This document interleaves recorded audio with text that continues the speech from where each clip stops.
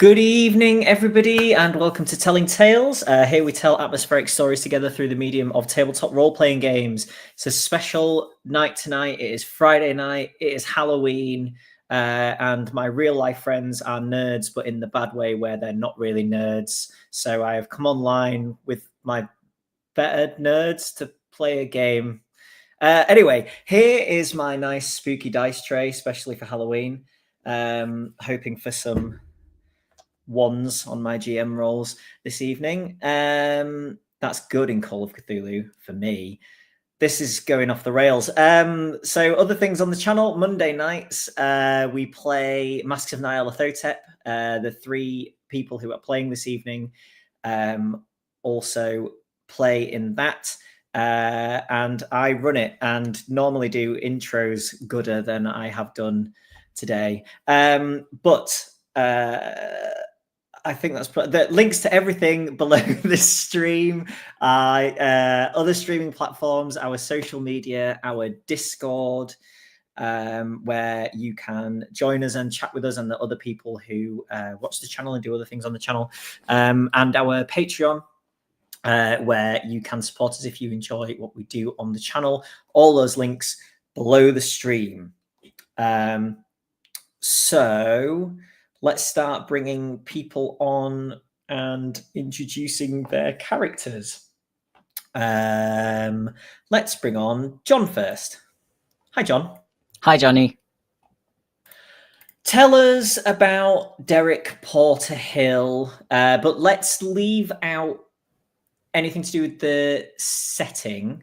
So just your character in their current state in the world, as it were.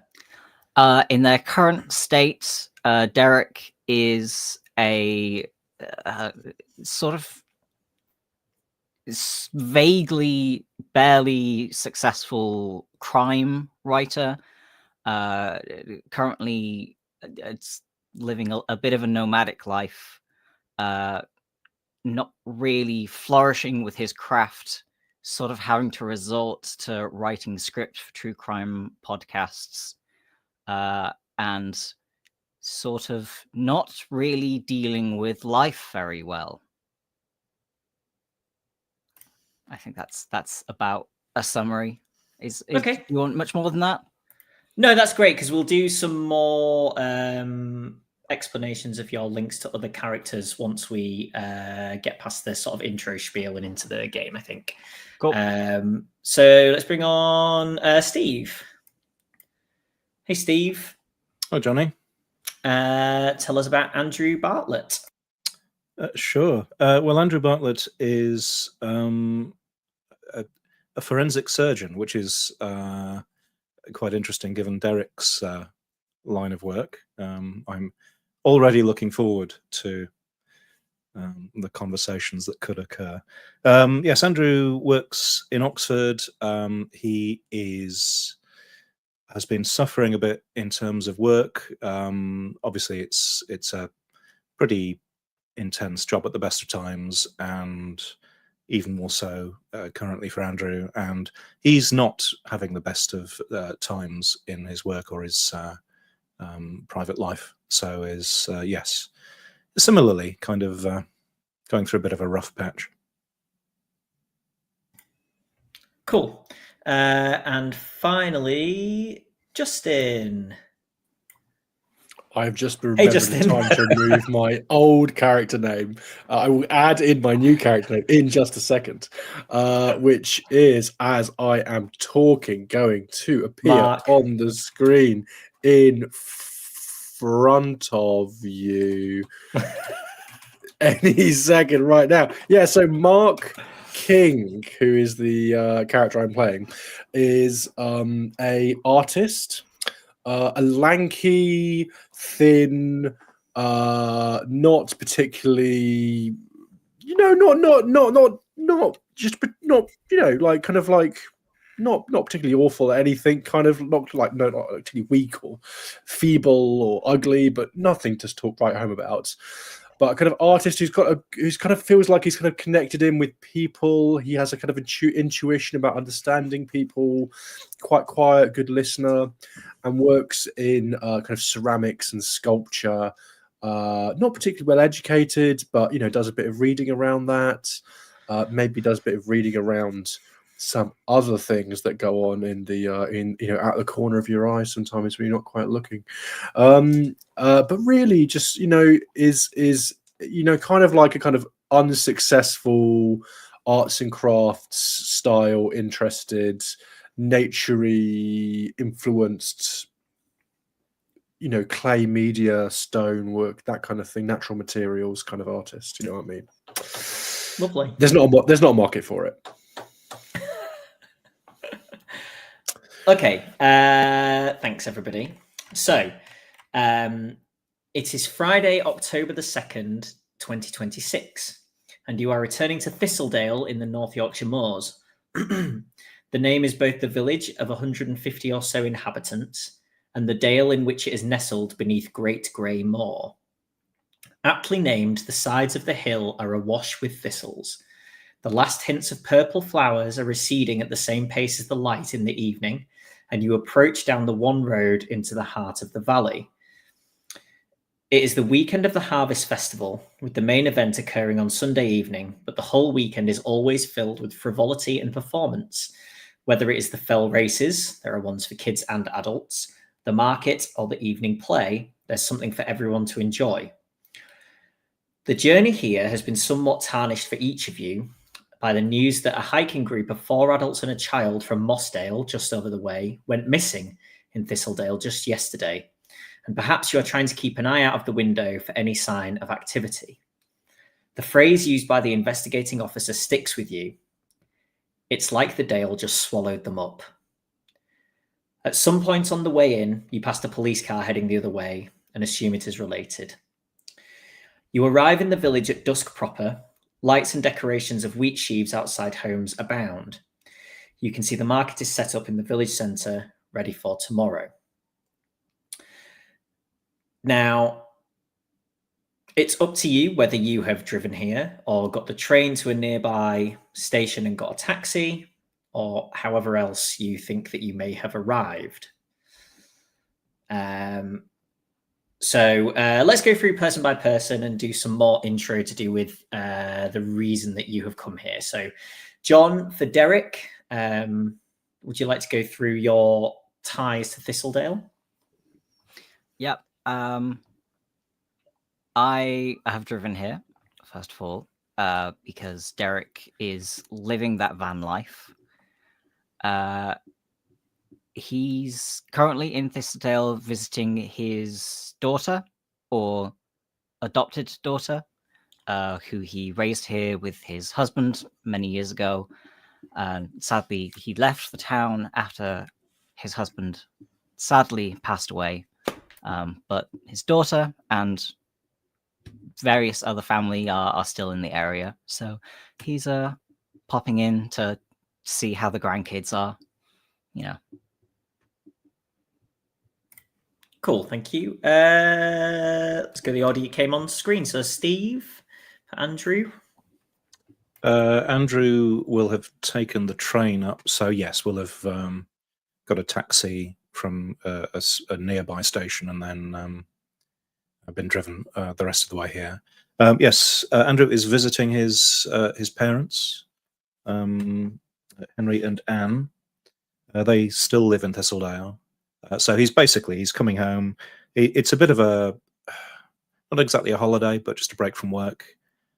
Just trying to unwind a bit. And he's fully expecting to be on technical support duty. He's brought a spare router to fix the Wi-Fi, which his parents have been complaining about just constantly for the last 6 months or so. So, bit of a working holiday, but not dead bodies, I hope. The roleplay doesn't have to be that realistic, Steve. Talk about spooky. I'm sort of itching a bit here. And Justin, for Mark. Yes, Mark is. I think Mark has not been able to scrape together the money for either petrol or a train ticket to get here. So I can only assume has managed to catch a lift off either a friend or a stranger. But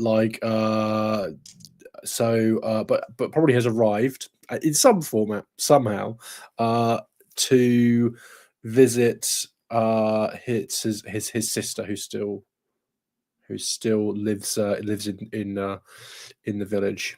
The festival is always an important time for Mark, because his father was quite involved in organizing some parts of it when he was a kid. He never really knew what was going on with that, didn't ask too many questions. But since his father passed away and was buried in Thistledale, he likes to come back around this time and think about family, Cool. So you each arrive at the homes of the people that you are staying with. As I've said, it's not quite Halloween or Christmas, but there's definitely a sort of festive vibe here with lighting and decoration, both individually on houses, and then there's sort of things on the market as well, and you can see a few people milling around and finishing off setting up their stalls for the rest of the weekend. You'll know from previous years there's the kind of things that you would expect: jams, bags of flour, all these kinds of things that have come from the harvest and will lead people through the darker months. So yeah, is there anything that you wish to do particularly? I think walking around the town around the village would be something I would want to do, and definitely going to the local church and graveyard to pay my respects would be something I might do today, or might do shortly. Maybe have planned for the day after I arrive. But take in the nostalgia. That's definitely something I would want to do. Maybe say hi to some people who still recognize me. Yeah, you see a couple of people that you recognize wandering around. One of which is the constable, and your dad, Justin, was the constable before him, and he was the deputy constable. So you're, reasonably friendly with this guy. He's called James Wilson. You think 43 from what you can remember. He's certainly Sure. Early 40s. He's sort of average build, black hair, and since the last time you saw him, he's grown a mustache. You're not sure if he's trying to sort of be the the pictured image of a constable that we all saw when we were kids, but that's how he's ended up. Whether he's doing it on purpose or not, you don't know, but that's what he is. So what was his? Do we have a name for him, or Mr. Constable? Yes, fine. James Wilson, Constable Wilson, if you wanted to give him his honorifics. Well, I would ask James. I think Mark is the kind of person who's, is a listener, so would ask lots of questions about day-to-day stuff, how's life, how's the family, etc. And how it must be quite a lot of activity going on. The festival is always very rowdy for Thistledale standards, so I imagine he's got his work cut out for him. Those kinds of questions. He says, are things busy? Yeah. Oh, Mark, good to see you. Yes, as you know, we always call in an additional precinct for these things in case things get leery. Like that I'm one kidding, year, of course. Yeah, well, I did have to have an initial look into. You might have heard about these few that have gone missing on the local radio when you were coming in. Yeah, it's been taken out of my hands now. Understandably, I'm just one man, and as you say, I've got the festival excitement to deal with. Were they locals or from just over the way, just over the moor? Just over the way, yeah. I mean, but most people who live around here either know how to get about on the moors or know enough to know they shouldn't be on them alone. Absolutely, it's certainly strange. Wasn't a bad day out, and unless they've gone in some kind of peat bog or something, or carried on wandering, and who knows? But I couldn't find hiding a hair of them.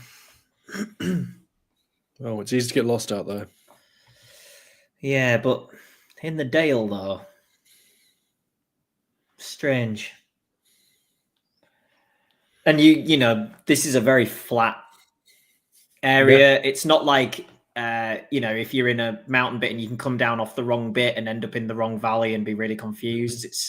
This is the village is kind of nestled in a horseshoe that then goes up to the moor. So if the assumption is that they've come from the other side of that moor, made it down into this dale, they could walk for miles on flat ground. So yeah, strange. Yeah.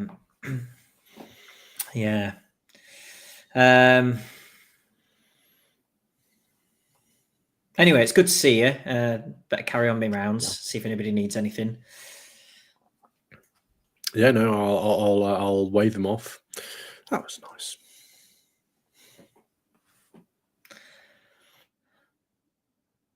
John, Steve, anything you guys want to do? What time of the day did you say it was again? Probably 6:30. Okay. Just before the clocks have changed. So 6, 6:30. It's definitely basically dark, that last bit of light before it gets full dark.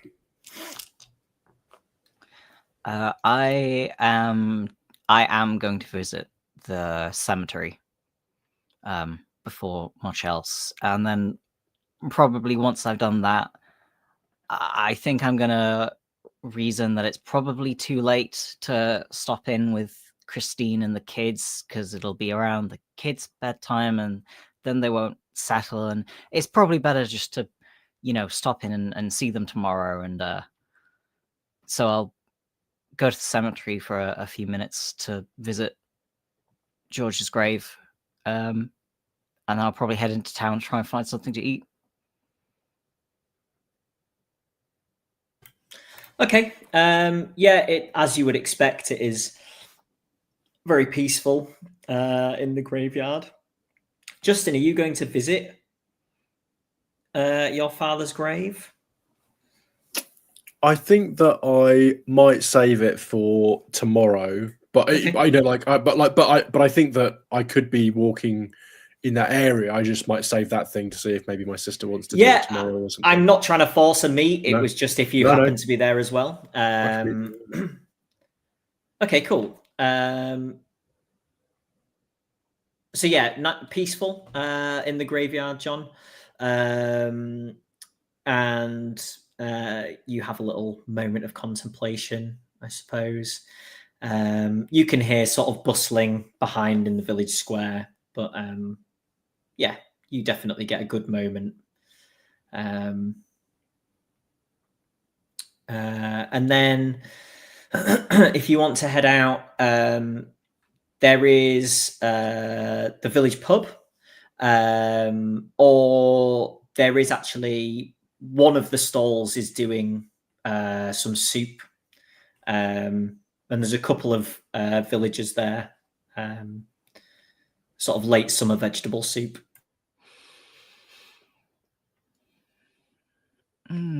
I think for a bit of nostalgia, I'm going to head to the pub. Okay. It's Friday night, so it's reasonably lively. Pretty much everybody who isn't setting up a market stall, and probably even 60% of the people who do have kids are in the pub. So there's probably 40 to 50 people in here. Yeah, very lively atmosphere. They are still doing food. What was the last time you were here? About 3 years ago. Okay. Yeah, so you would recognize the landlord, whose name is John, actually. And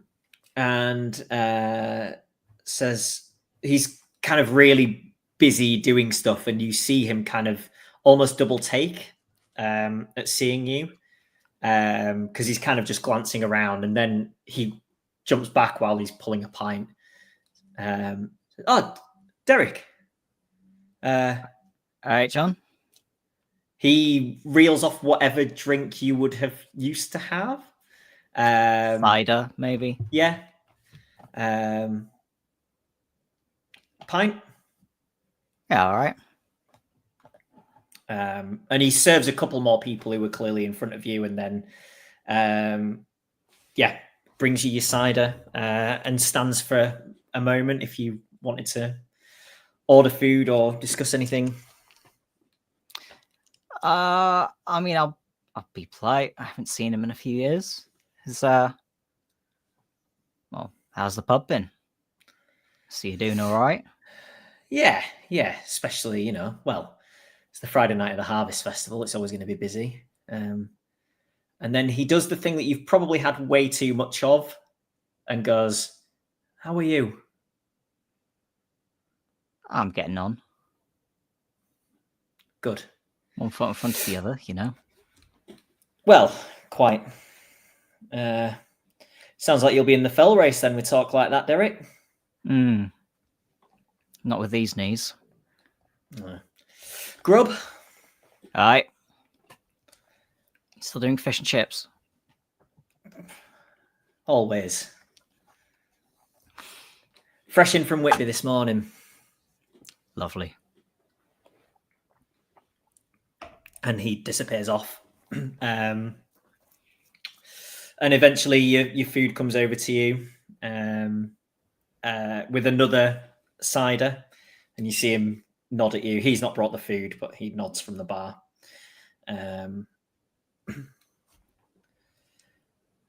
Steve, what's Andrew's plan for the evening?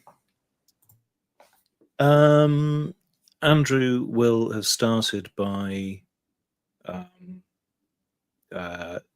obviously cups of tea are involved, catching up with his parents, listening to any news or any sort of things that they find most important. So some of that will be gossip, some of that will be I don't know, news stories.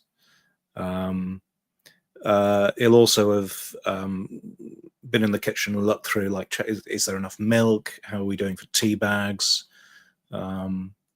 So maybe a trip to like the local corner store or something if it's still open.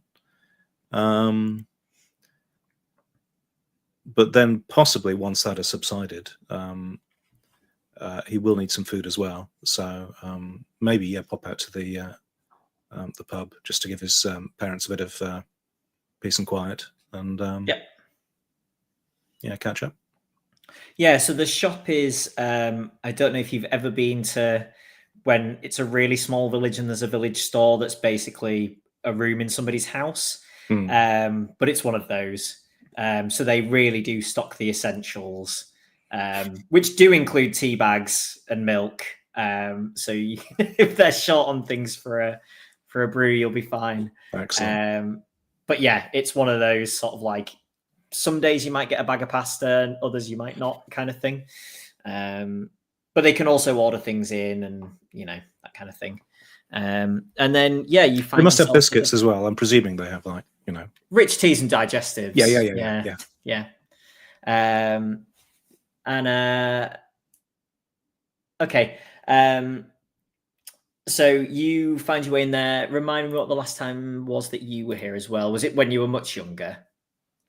I will probably been visiting fairly regularly over the years. Okay. Maybe a bit of a gap, but I'll have been here fairly regularly. Yeah. Okay, so John, the landlord, is, maybe you don't know him as well as he probably recognizes you, but maybe there's not like chatter because he's only been the landlord for 7 or 8 years. So certainly when you were younger, he wasn't. So since you've only been visiting, but he probably knows your mum and dad and therefore kind of recognizes you when you come in. They probably tell him all sorts of stuff.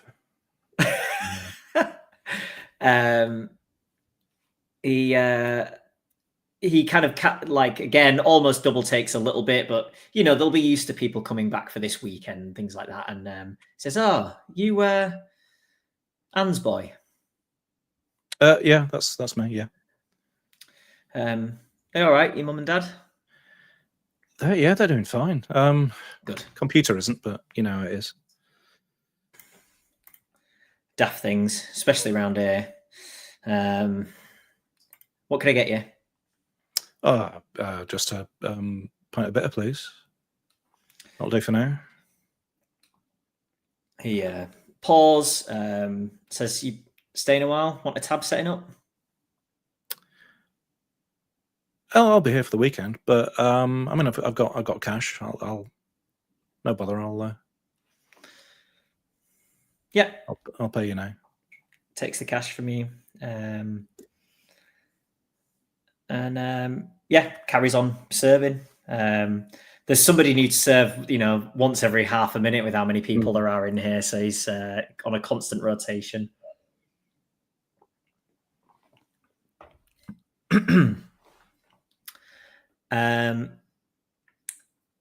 Any further plans? Justin, did we get through everything of yours for Mark? I think so. I think the one thing I've just realised is that as an artist and at this festival with all its stalls is probably a good place that he might sell a little bit every year, maybe not enough to have his own stall, but he might try to talk to some of the local arty people and see if I can I'd have brought maybe a few things that I think are more tolerable to the sensitivities of your regular clientele, and shoved in a kind of like duffel bag kind of, and a pub might be a good place to go to meet these people, to lay out a few things and go, I've got some of these, got some of those, got some of that, and I think this would be a semi-regular thing where with some one or two stall owners where I might go, would you buy any of these to sell later tomorrow? So you've spotted as you're walking through, there is a stall that has and because I come every year, I probably do know some of the regular kind of stalls that do this. Yeah, okay, yeah. So there's a girl who's now in her sort of mid-20s who does things with a combination of wheat and thistles. Creates artwork using the kind of, maybe similar in some ways to what Mark does. This lady's going places, I think. And I think you've probably, squatted on the corner of the stall a couple of times with a couple of pieces. And you find her in the pub. She's called Angela. And she kind of waves as you come in, if you are heading in. Yeah, no, absolutely. This year I've been working on pieces that are I've been really feeling seeds and nuts as a strong idea, and there's various bits that have either I'm working on this new thing where I'm not quite sure how to do it yet, but incorporating the live material into the ceramics, but then firing it and then it gets burnt away or not, and the result is ugly, but I think makes an important statement. And I'm going to work on the technique. This is the kind of stuff Mark is talking about. Yeah. Are you sort of thinking about fast fashion there, Mark? I can see that. Yeah, I not really, but I like how it's kind of similar to what you do with your stuff. And then I think Mark is quite inoffensive and isn't likely to isn't overly high-minded or protective over those kinds of things. So if he's been misunderstood, that's no skin off his nose. But yeah, no, he'll have a few things out that he showed that he particularly likes. But they're definitely some of them. He goes, these are the ones I think are more more likely to move. But if someone's the right eye, someone might like something like this, and pull out something that's a bit more interesting. Well, if you want to put prices on them, Mark, I'm happy to have them on the stand, and maybe we could set a time that you come by in case anybody's got any questions or wants to meet the artist. Yeah, no, I think that we can resolve something like that, and I can write up some labels and things like that. Cool.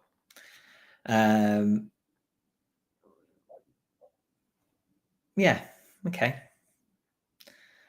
So the evening winds on. The pub gets more full and then emptier. I don't know how late you folks are planning on staying in there. I think I'm staying out relatively late, but I'm probably not drinking very much because pints are so expensive these days. I don't know if you've noticed. I think I'm gonna finish food and my drink, and maybe after about an hour or so, I'm just gonna have a wander around the village, sort of just take in the memories, see if anything's really changed. Maybe avoiding some of the festival stuff and going around like the quieter paths, just sort of taking it in. It's a bit like time travel. Nothing really has changed. There's sort of bits of roof that you probably noticed like 4 years ago needed some work that still look the same. There are some things that were in disrepair that have been fixed, but I think some things that have not quite broken to the point they cause an issue have just been left. There's certainly no, there's not a new development. A field hasn't been sold to build any more houses or anything like that. Everything really, you could have taken a picture before you left and you wouldn't be able to tell the difference now. I think there's a moment where Derek sort of rounds a corner and like takes in just like one of the old cottages that, as you say, looks like the roof is going to go in, or there's like a plant growing out the side of the paving and they're like, that's going to take the wall down. And there's just sort of a second where he sort of half turns and is about to say something to someone that isn't there, and catches himself and walks on.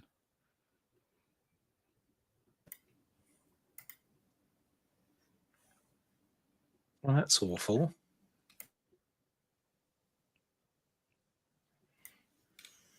Sorry, have I ruined the mood? No. Spooky. Steve, Andrew. Andrew is unburdened by most of that melancholy, so we'll just, having enjoyed a couple of drinks at the pub, walk back home along streets he knows really pretty well, and maybe a little sort of bit of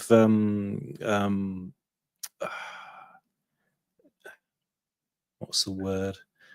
Self-pity about the state of his personal life, going through a bit of a rough patch with his partner, but that will be a fleeting thought, and he'll go back home and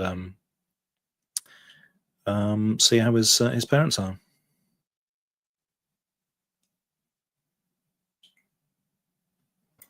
Okay, great. So the evening is sort of drawing to a close for everybody now, I suppose. and to bed and ready for some festivities tomorrow.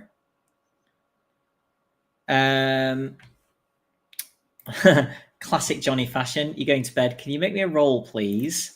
On.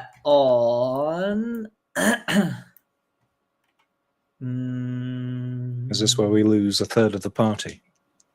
I hope not. Accounting. It's the old jump skill again, isn't it? Maybe Yes. just make me a luck roll. I like jump rolls as like that kind of feeling you get when you're half about to fall asleep and your legs kick out. Make a jump roll. I pass. I fail. I also fail. 92 over 60. Oh. Okay. Andrew and Mark.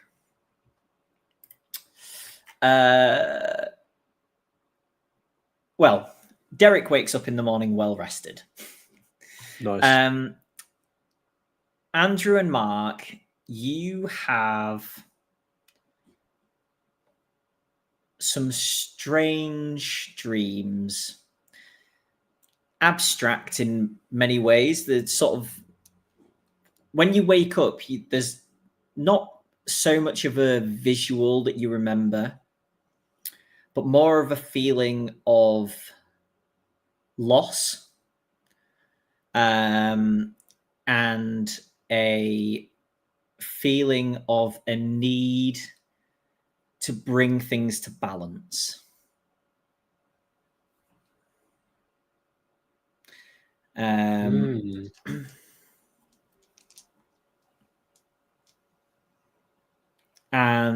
you kind of wake with a start, and I think I would like a sanity roll, please. Great. That's great.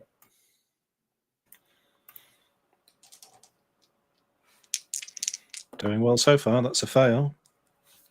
I passed Jesus. my sanity roll. Okay, just And one half. sanity loss, Steve. Right. Oof.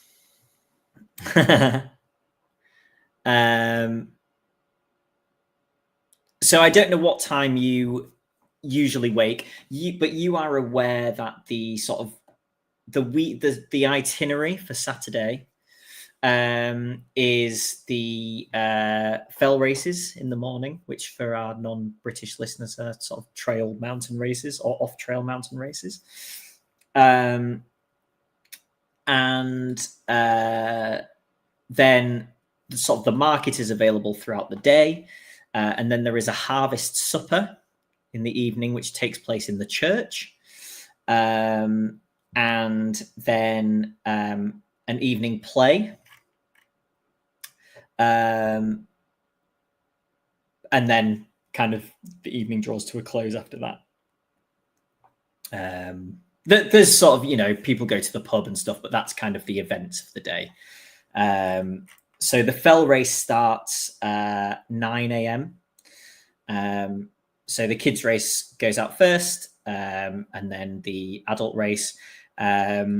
It's only a couple of miles, but it's basically up this side, down the other side, back up and back down.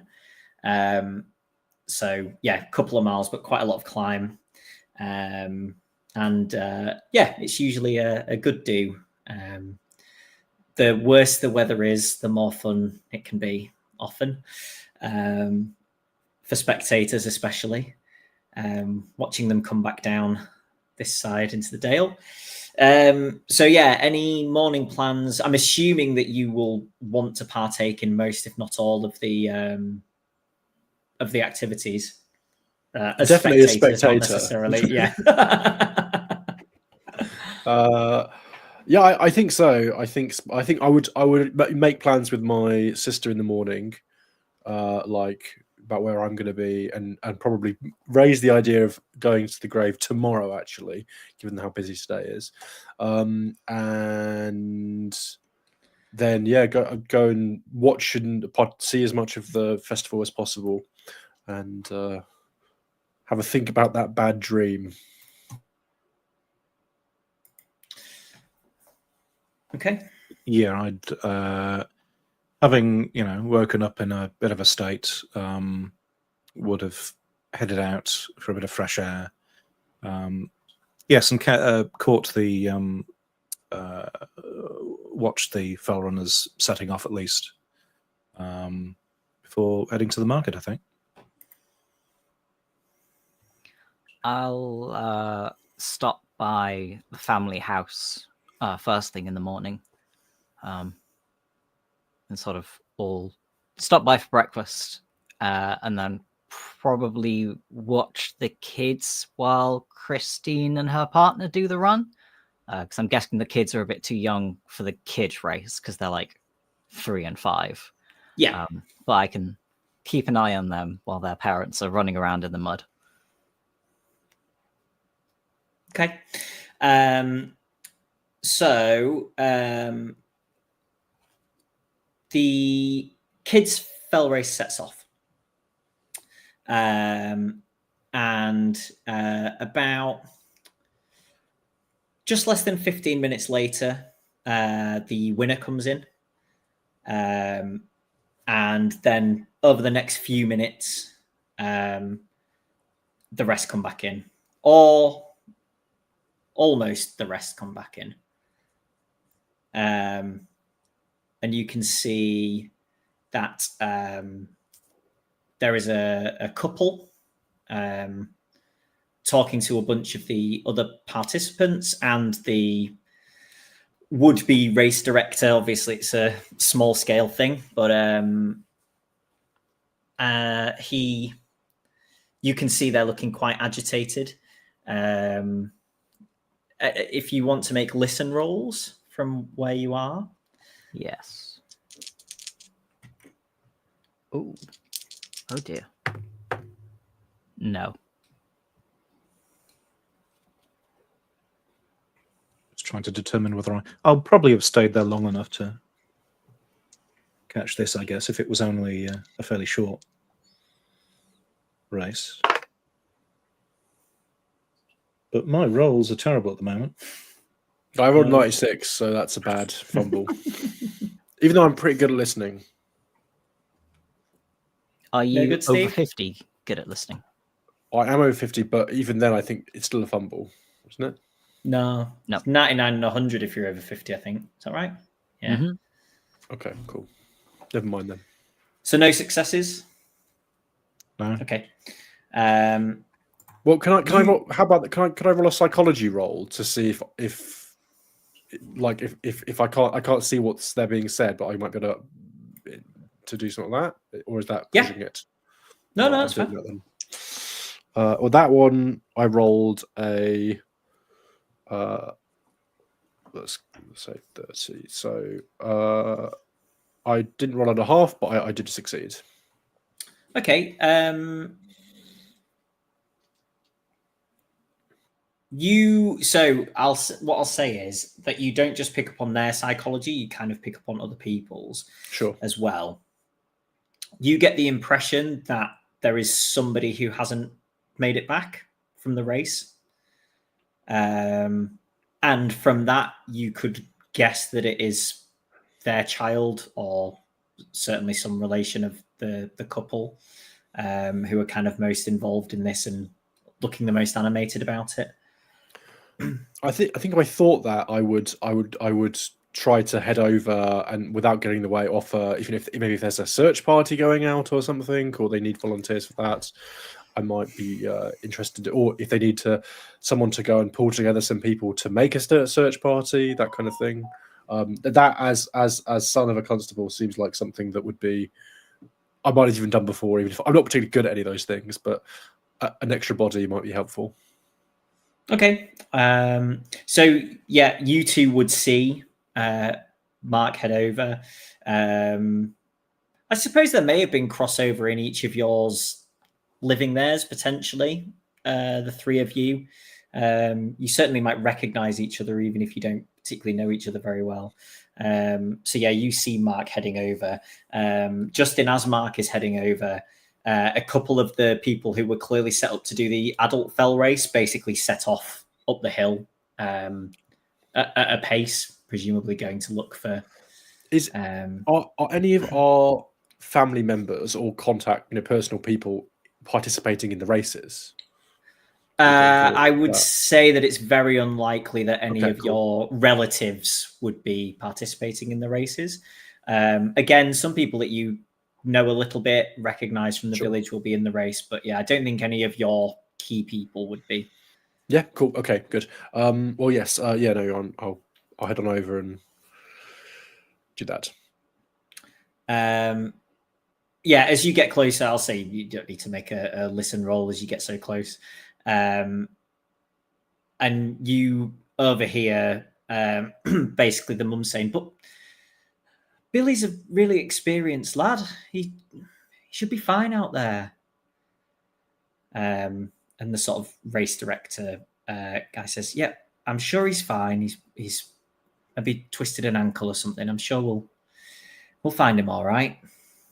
And another couple of the kids who'd done the race, you can see them kind of look at each other a little sort of, when he said about the twisted ankle, they sort of look at each other like, not, you get the impression that they don't think that's what's happened necessarily.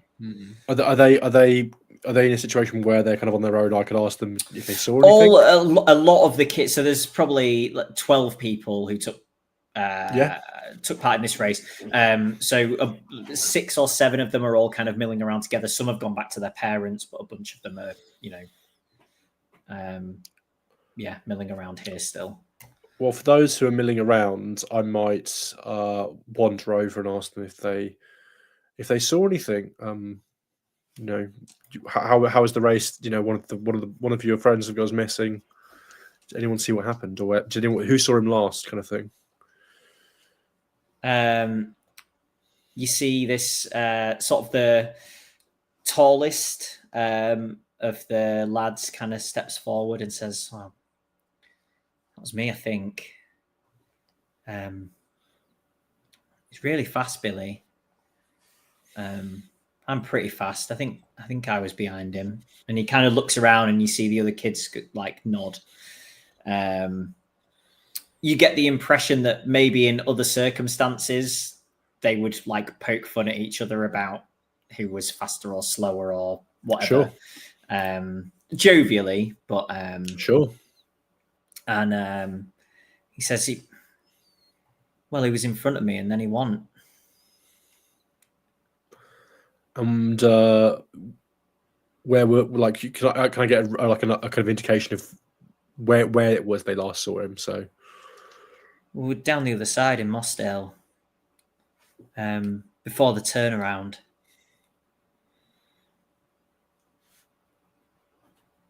Okay.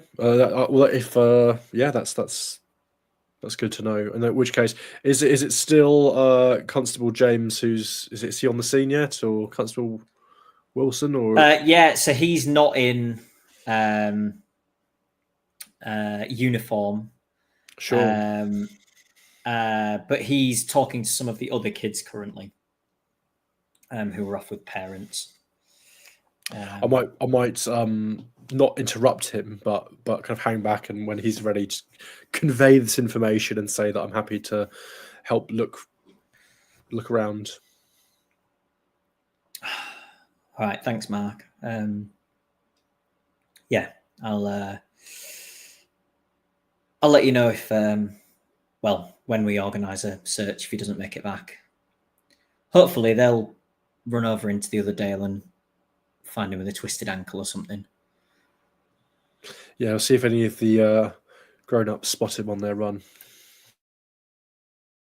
And you, throughout this time, there's been a couple more runners. Once they've kind of realised that maybe their race won't be on and they don't need to save their legs, they've headed off up the hill. Once they've realised it's a little bit more serious and they wouldn't be doing that for nothing, kind of thing. So yeah, the village is in kind of a little bit of a standstill at the moment.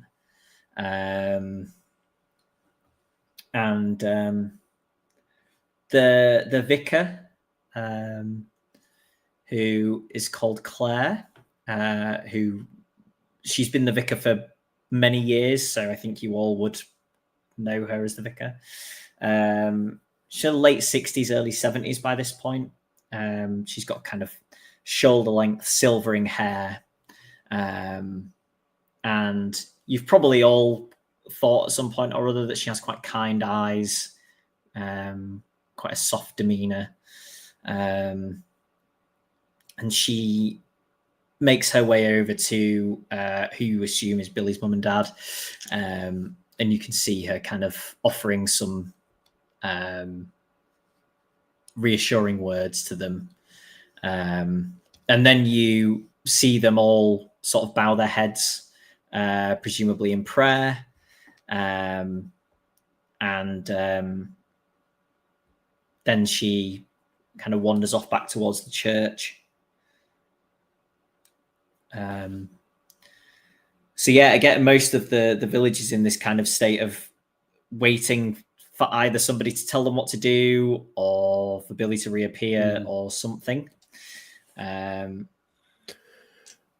Is Derek still about somewhere, John?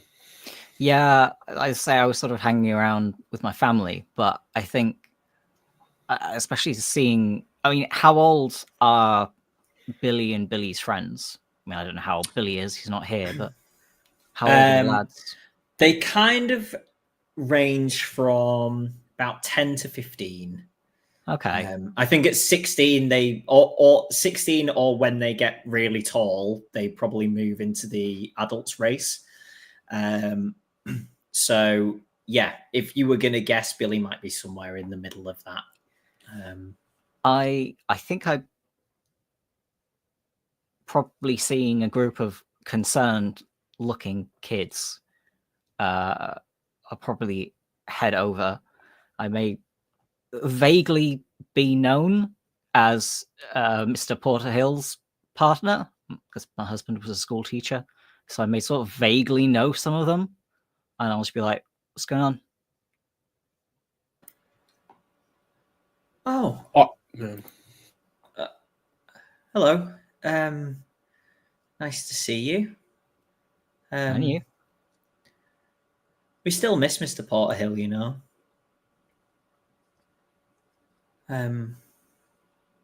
But yeah, Billy didn't make it back. Sebe says that he just disappeared in front of him. But then he ran over the same bit of ground and wasn't a bog or a shaft or anything.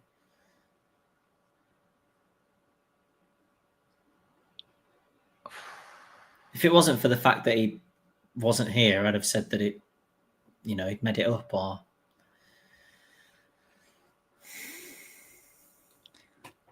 Nowhere he could have ducked into to hide, could he? It was just across a bit of mossy ground.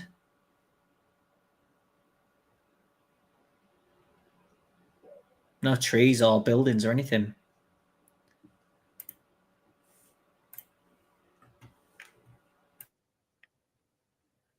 All right.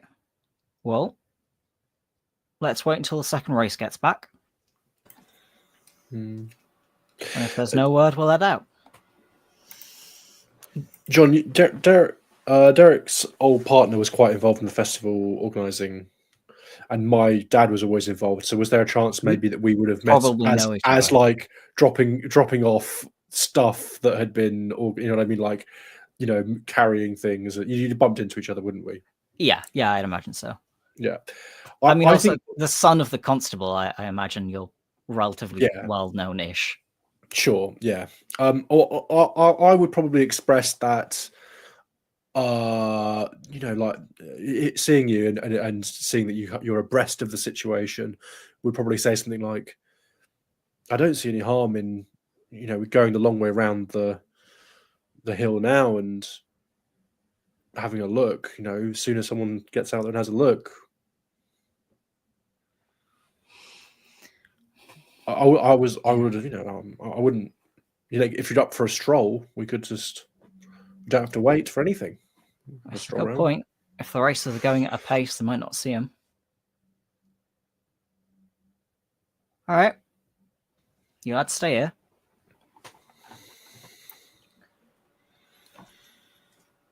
And I probably would spend my time on that not very, I'm not looking to climb over any difficult passes, but to kind of get around that way, and I don't know if there's like a kind of a more gentle way around the hill, but yeah, to spend that time talking with Derek about what's been going, about catching up, asking questions, seeing how he's doing.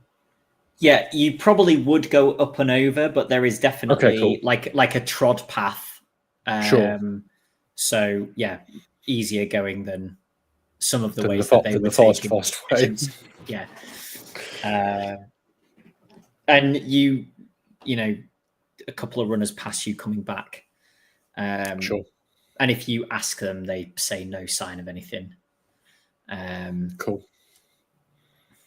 And you kind of make it to the top of the hill, and you can see down, and it's very similar to your side of the hill, but with kind of a blanket of moss going down this side and into the valley, in the way that you have thistles. And is it a good spot, like a good vantage point to look down over everything? And yeah. There's, again, you can see actually a few runners kind of doing not running, but they're clearly doing some kind of looking around at the bottom of this hill, presumably where Seb reported that Billy had disappeared. Is it possible for us to make a kind of spot hidden roll now to kind of see if we see anything like, I don't know, like a scrap of clothing or something like that, something, or dropped water bottle or something that we might have a good view at here? Yeah.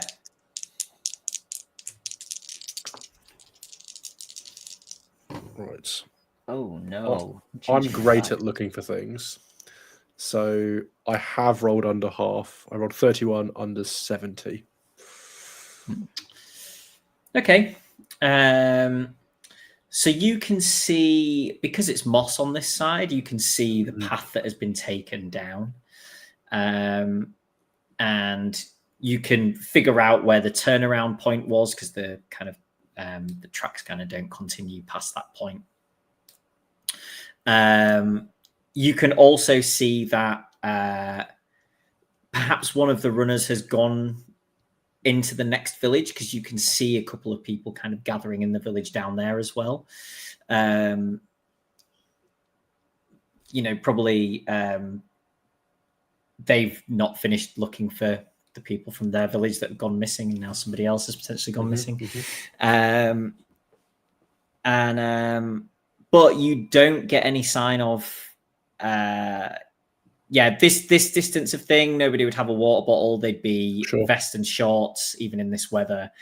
And that would be it. So yeah. And and it's not 11 people having run over a bit of ground versus 12 people. You can't tell exactly where he may have gone. Absolutely. From that. Yeah. But most importantly, I can't see a small child or medium-sized child. Oh, I forgot to mention that. Yeah, waving, please. I'm stuck down this hole. That kind of thing. No. No. Well, then I kind of say to Derek, maybe if he's, I don't know, hurt himself and he's stuck behind a bit of gorse or stuck in some bracken somewhere, then maybe we wouldn't see him. Maybe we'd have to get down in the thick of it. Steve, is Andrew still in the village? I think so, yes.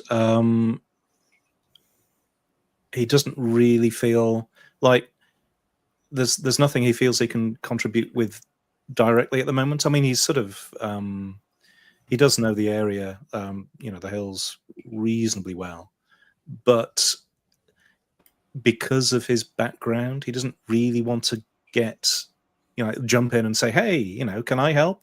I'm a forensic surgeon. Any autopsies need doing? It's a bit. It's not Okay. so. Can you? I A might bit of a be, damper on it, doesn't it? Yeah. But I think I probably would be maybe chatting to people, trying to find out more about the previous news story, the hikers who went missing. Maybe getting a local paper or something if there's something like that. Okay. So yeah, you find out that they stopped in at the pub. So they were kind of, when it came out that they'd gone missing, it was kind of like, oh God, they were just, when people say, oh, they were just here, kind of thing. Yeah, it seemed to be at best guess 2 couples and one of theirs child that was with them. Sort of if you ask for further detail, maybe the kid was sort of early teens that was with them. But yeah, they kind of were seen leaving the village and continuing on their walk. And I think their kind of planned route was they'd come up and over, and then they were going to go essentially around the outside of the horseshoe for quite a long hike. But once they'd left the village, nobody saw them again. Okay, but they left the village to go around the horseshoe. Yes. Right. So they left in the opposite, like the way that you came in, basically. Can you also please make me a psychology roll? You see a meeting of minds, as it were, of the vicar, the constable, and the head teacher from the school, which I suppose, excluding the pub landlord, would be the kind of nearest thing to a council or, sure, yeah. Well, I have base psychology, 10%. I rolled 62, so no. Okay. Yeah, you're not sure what they're chatting about. Probably this, but it seems kind of. What I will say, even with that, is it does seem kind of hushed. They're not having an open conversation. Everybody else is kind of talking about, oh, where could Billy be, and quite openly having a conversation. This seems a little more closed in. Sure. Yeah. I'll probably file that one away for later, just sort of ponder on it a bit and yeah.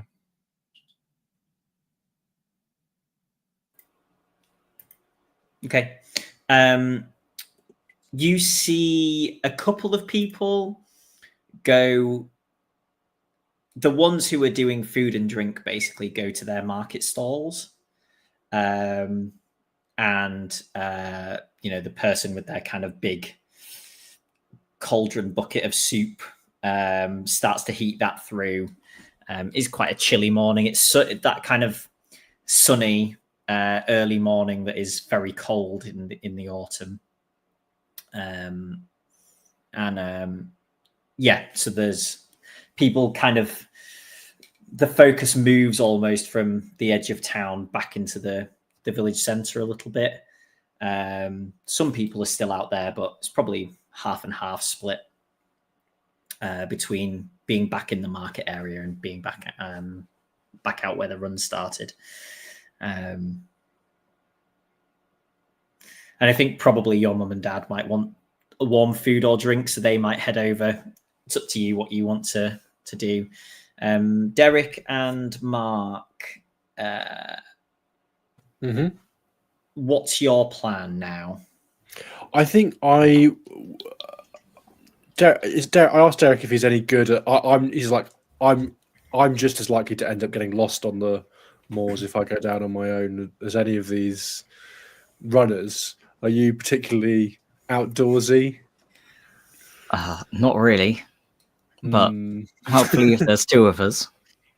Yeah. Let's not go too far, but I'd be more than up for having a look around the bottom, but let's not wander off too far.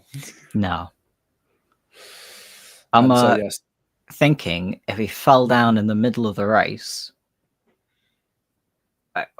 if he's sensible, he probably would have moved off the path. Maybe, yeah. So I think I will suggest more looking, rather than at the direct race area, maybe looking slightly further afield, where someone would like roll off to shelter themselves or whatever. I think that sounds like a great idea, and I'm like, let's head off. You're on mute, Jonny. Spooky.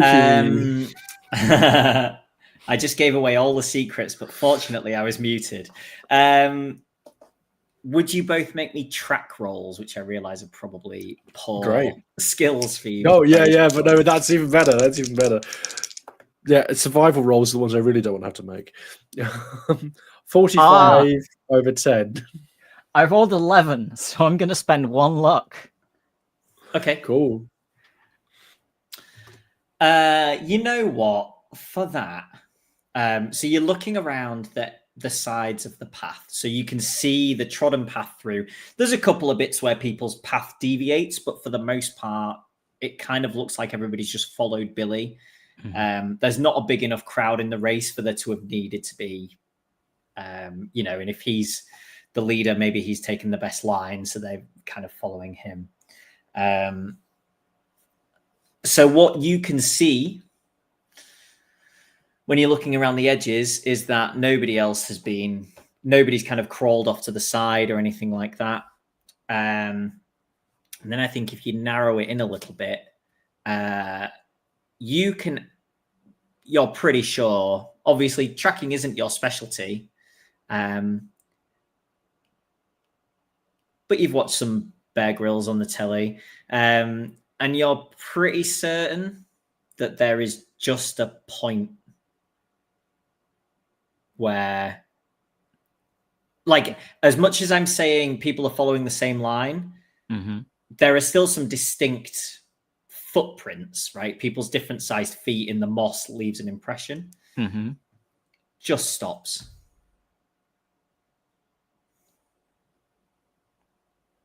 Now that is weird.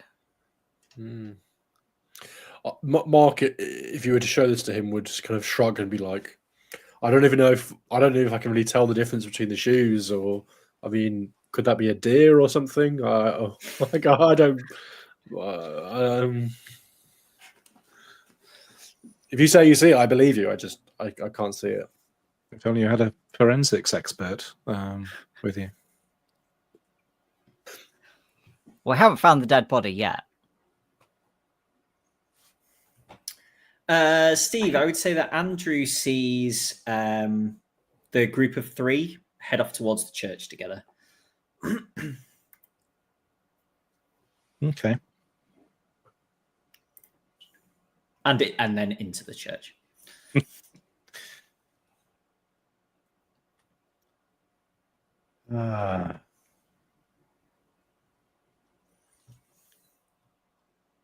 I wonder.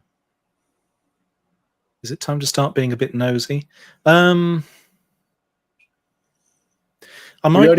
have tonight, Steve. We've got to finish the story tonight. I love the slow burn ones. We have 8 episodes. I think Andrew will wander over to the church, but just kind of in a. I presume it's not like shut. I presume it's open to members of the public. Yeah, the door's been pulled too. Oh, okay. Perhaps for the cold as much as anything. It's not closed. There is a little gap. Okay. Make me an intelligence roll. No, an education roll, because it's knowledge. Are you looking at my sheet and picking the better one? No. I actually make that, so that's great. 58 under 80. Last time you were here, this door squeaks. Ah.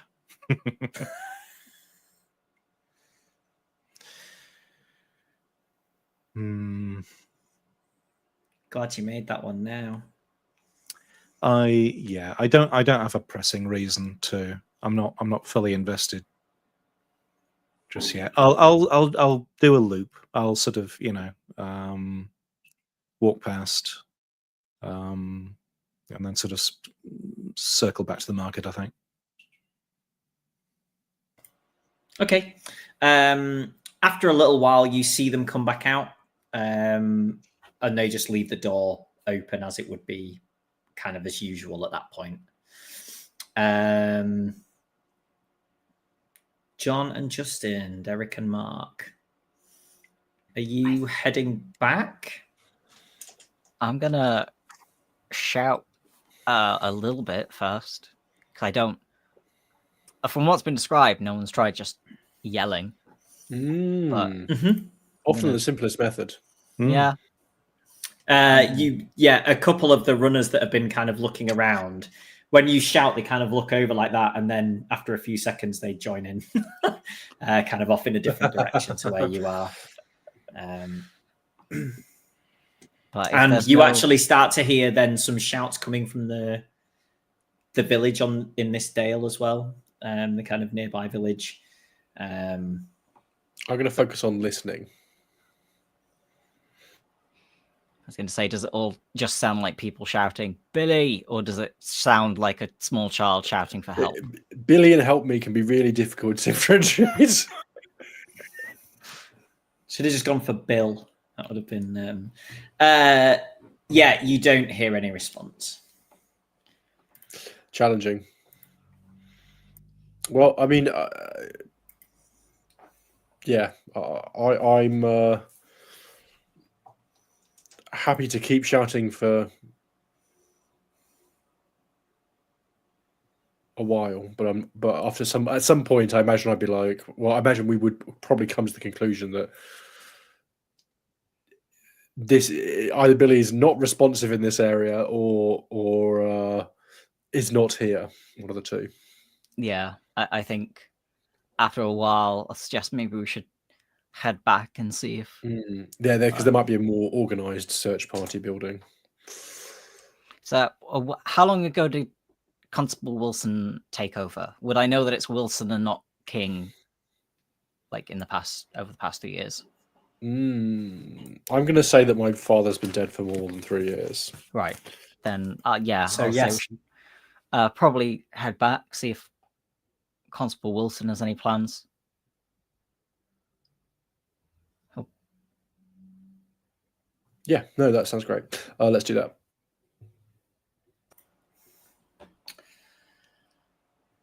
Yes, we'll just head back in and try and find Wilson.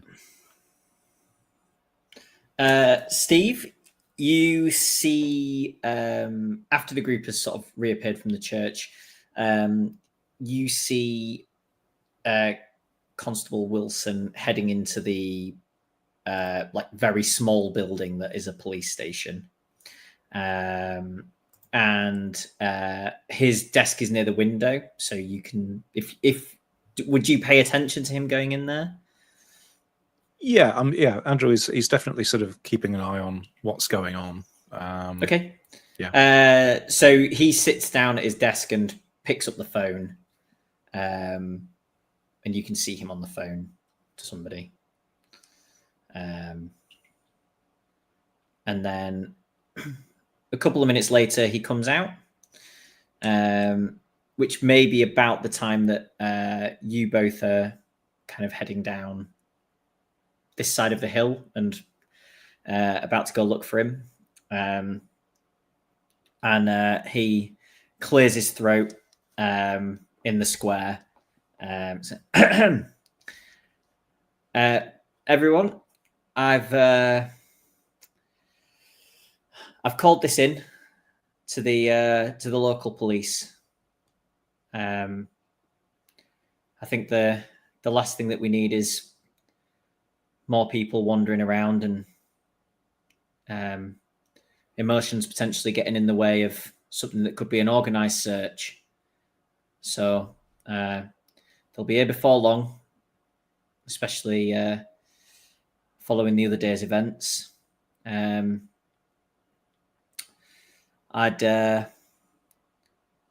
recommend that nobody goes back out there, and perhaps we'll have a chance to go out with some professionals later. I've passed on news to the next village as well, so they'll be keeping an eye out for him there. So if he shows up there, they'll let us know, and we'll bring him back. You know where I am if you need me.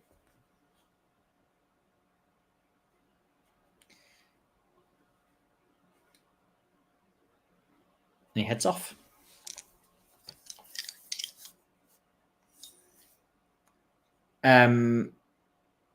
You can all see this kind of almost like a group sigh of like a removal of responsibility from everyone. And you see a couple more people go like to market stalls and start setting things up.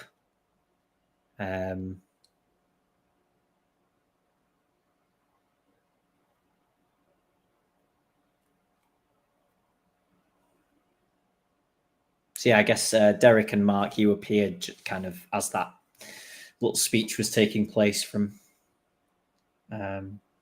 Constable. Feels a bit weird to just go about the day now. Yeah. Jonny, can I make an occult roll to know if there's any local superstitions about like people going missing on around Thistledale? Okay. Are there any local make me an occult roll? Just because I'm interested in that kind of thing. I'd failed that. I think I rolled at 42, and I think my occult's only 15, so that's completely ignorant on the topic. Yeah, nothing that rings a bell to you. Cool. It's more specific than the skill is strictly used for, but could I possibly roll against, I don't know, either knowledge or history to see if I remember, like if anything like this has happened in like the past 20 years or so? Sure. Which one would you like? You choose, John. Yeah, maybe there was a story where all these people were missing, and they found in some cave or hollow or something 20 years ago. I'm gonna go with knowledge because I did a lot of my early crime writing here. So legends about people going mysteriously missing, possibly at the hands of a serial killer, would be my jam. No. Cool. I love it. 87 over 73, I thought. Wow. Well, that's what luck's for. Keep spending it. No, it's a bit. No. It's quite a lot. John, how much writing has Derek done, and is Derek known as a writer from Thistledale? He's probably known in Thistledale as a writer from Thistledale. Right, yeah. But it's sort of like, George's husband's been writing books kind of thing. He barely scrapes a living. There's at least 2 copies of all of his books in the local library. He does write quite a lot. He's not successful. Like he barely scrapes a living. You're more successful as a writer than Mark is a full-time writer and the primary school teacher. The primary school teacher had the big money. Yes. The primary school teacher in the village of 150 was making the big bucks. Wow. Nice. Okay. Well, I think Andrew will have had a bit of a soft spot being growing up in Thistledale. So I think Andrew is probably aware of Derek and Derek's writing, and perhaps even enjoys, the guilty pleasure of reading some of these things. So, like seeing you there with Mark, I'll wander over and sort of nod, and I presume I must know of Mark as well in terms of, the artist who turns up every year and sells various crap. Weird things. You've almost certainly either bought or refused to buy something that Mark was selling. He wouldn't have made a hard sell. He wouldn't have made a hard sell. So yeah, Andrew will walk over and sort of nod, and strange business, this. It's nice to see you, Andrew.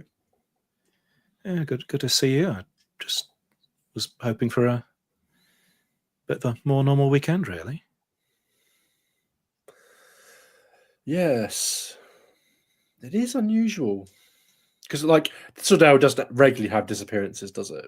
Even in its location. So, because like some places, people do go missing every couple of years, if they're quite remote. But this one, not here. Sounds like one of your plots, Derek. It does. Does that make Derek happy? No, I don't like where it would go in that case.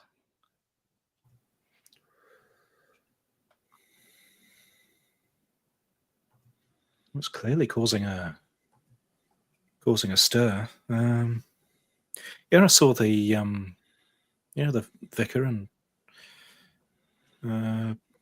Constable Wilson and the head teacher. They were all talking about it. They went off. Well, they went off in a huddle. They did seem kind of rattled. Not that surprising, I suppose. But John, you would certainly know, and the others may know as well, the head teacher's name is Arthur Mason. Arthur Mason.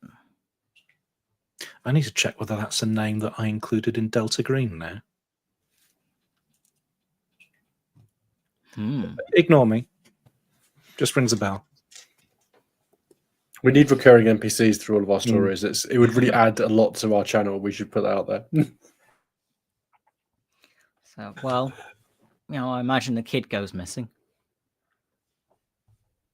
I don't know. Vicar was there talking to his parents.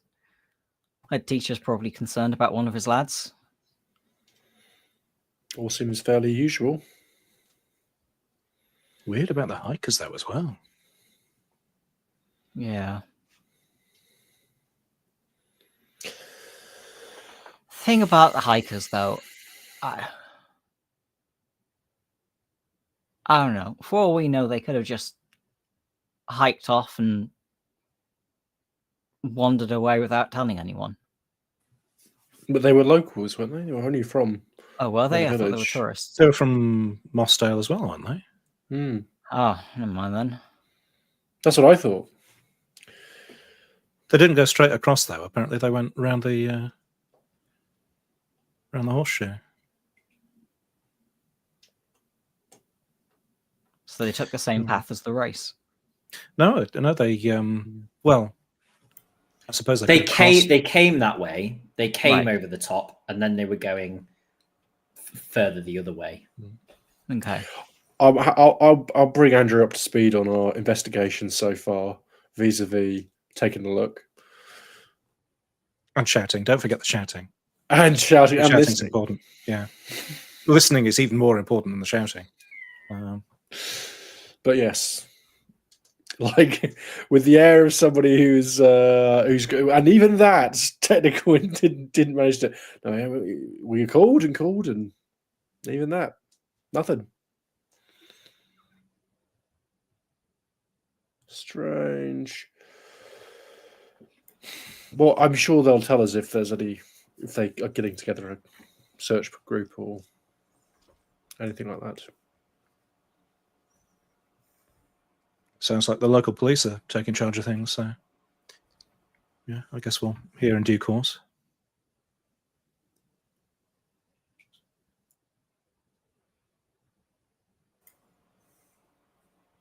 Okay, what do you want to do?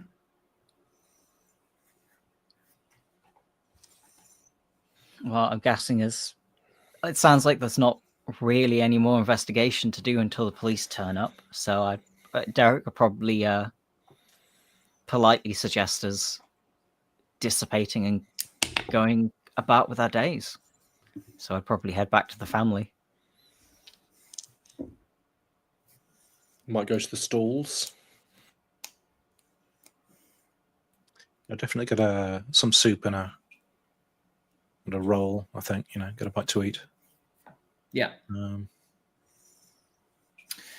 Yeah. So there is almost the same level of frivolity as in any other year, but it feels forced. Like when people have had an argument on Christmas Day and you kind of still feel like you have to keep up it's like that kind of feeling. It's a bit strange. But as far as you're aware, things for the day will go ahead as planned. So, yeah, there is still the harvest supper and the evening play this evening, unless anything changes. You haven't seen Billy's mum and dad for a little while. You don't know if they're at home or maybe they've gone off looking or they may be in the police station. But they're certainly not milling around the market, unsurprisingly.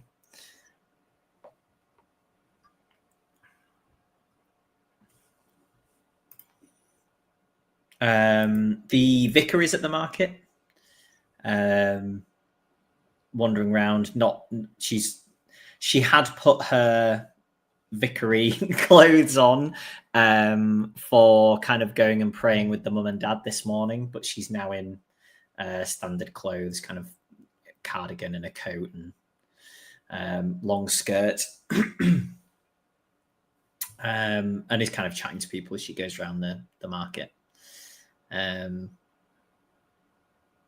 then the constable shows up as well, and the teacher. So they're all three of them have made an appearance. You see John, the landlord, is there as well. And actually, at this point, if you had to guess, you would say there's probably 100 people. So the majority of the village are now. It's kind of tumbling into normality as the kind of minutes and then an hour or two passes. You haven't seen the police come in. Perhaps they are going straight round the other side first to try and look.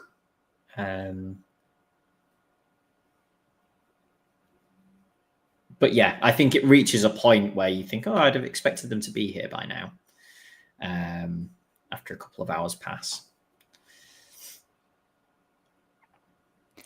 I'll definitely say hello to the vicar and Mr. Mason. Just because it feels weird to be in the village and not say hello. Yeah, I think you catch them when they're both together having a conversation over a hot chocolate. And Arthur first says, Derek, good to see you. Good to see you, Arthur. Vicar. Back to see the lass, are you? All right. And the little ones. Yes.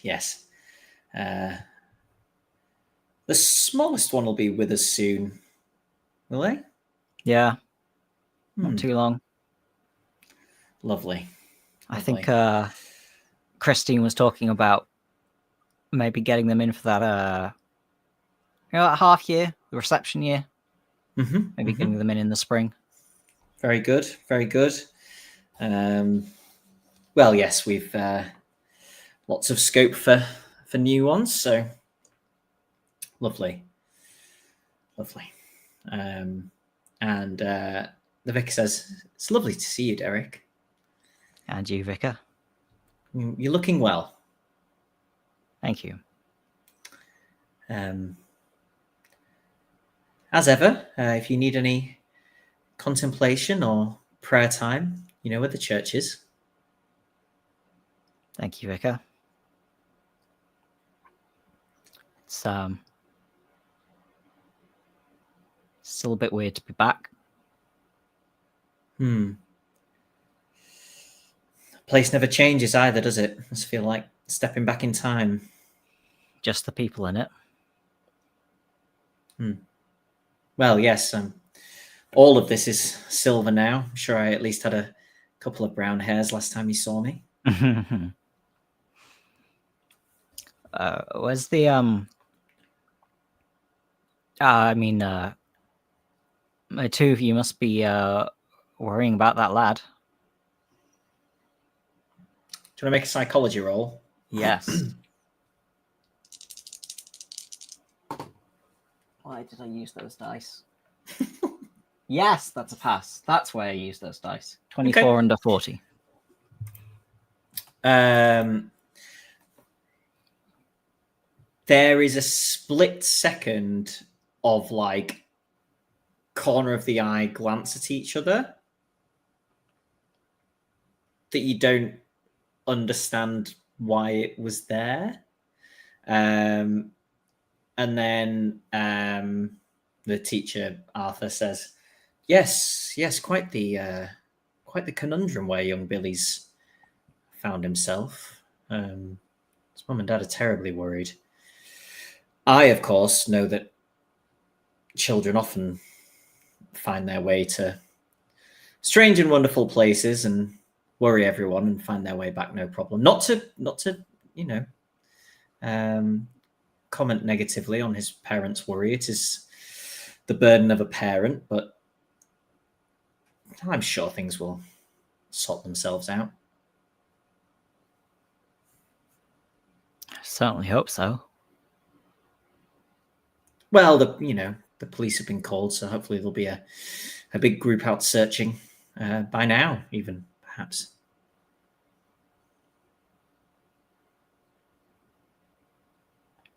Yeah. Hopefully. Sure, I'll just turn up and it's all a big joke. You know what lads are like. Yeah. You can see that there is a worry in both of them. Mm-hmm. And did you roll well on your psychology? What did you get? It's 24 under 40. So not quite a half. It's pretty good. How do I explain this? So the way that he is talking feels less like playing it down or fake it till you make it, and more like trying to hide something. Right. Okay.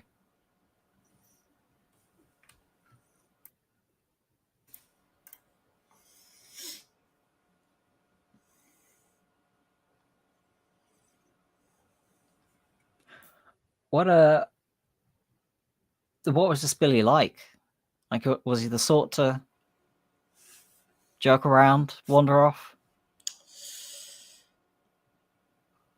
Not so much. He's quite academic and sporty, and a nice young lad. The Holy Trinity, you might say, Vicar.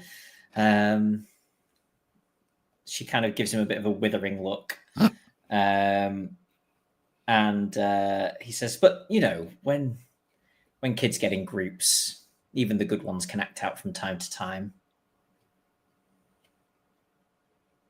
Somebody could have put him up to something, Those boys he was with seemed fairly like they had their heads on straight. Yes, but, young teenage lads. You know what they're like, Derek. I do. As I say, even the good ones get up to mischief every now and again.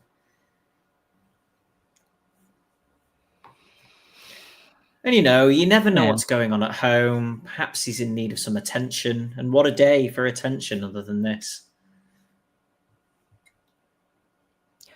I'm sure you're right, Arthur.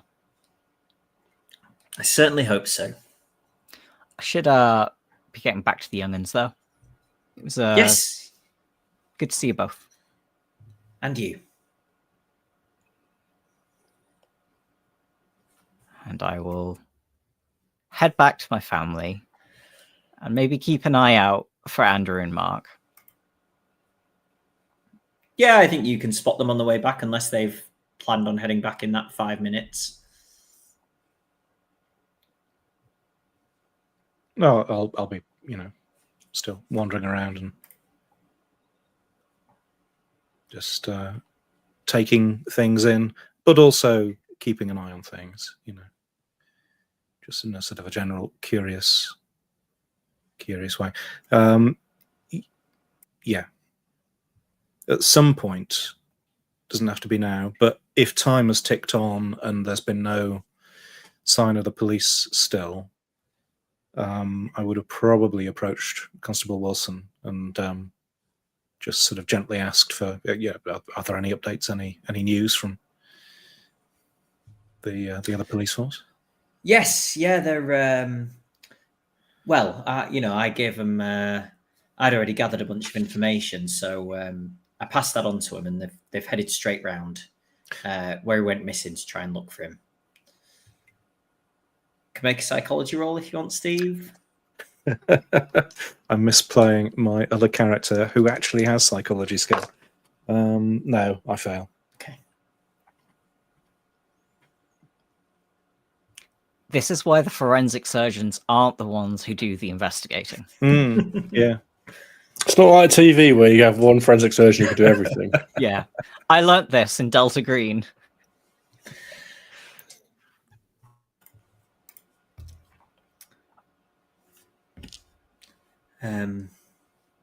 Yeah, I'm sure he'll show up soon. Well, I'll take his word at face value and sort of nod, and then wander off slowly. Cool.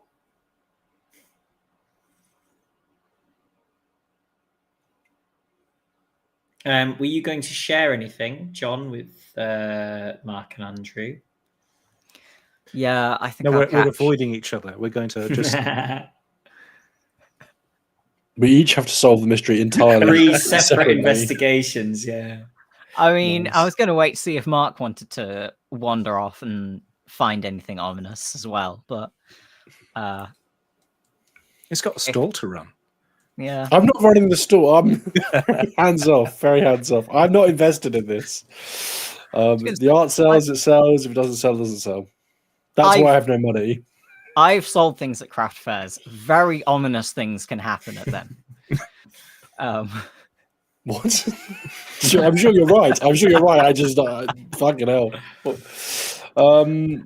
Yes. I mean, I think I am in the fairs and the stalls and all the rest of it. So I don't know. I might overhear some goss about the kid, or there might be some relevant tidbits to pick up, or not.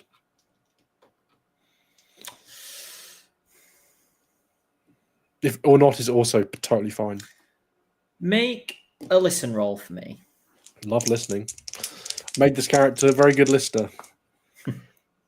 71, however, is quite a high roll and is too high for my listen. Okay. No relevant tidbits. No bits. I think Mark needs to make us all some new dice. With seeds burnt into them. Sculpt them. Sculpt the dice. You make ceramic dice, but just don't roll them too hard. I don't think ceramic dice are really what anyone's after.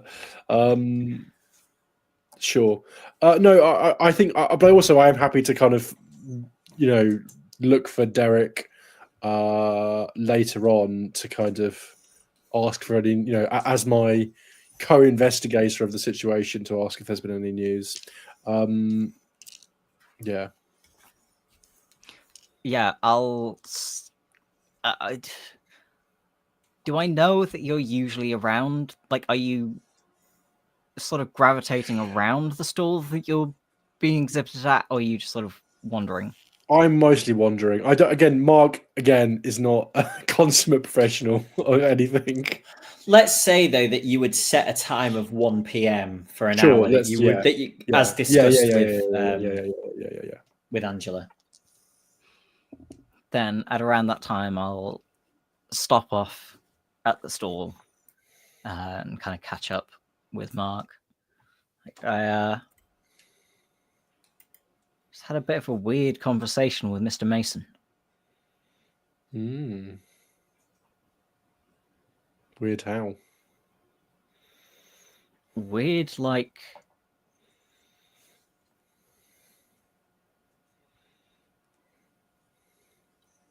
he was trying to convince me that maybe Billy's just gone wandering off. Well,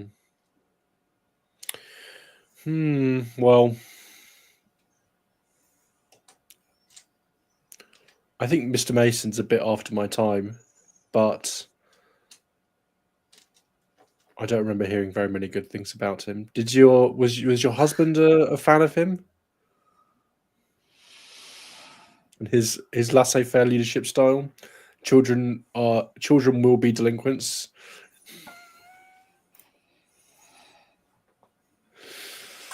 I'm trying to think.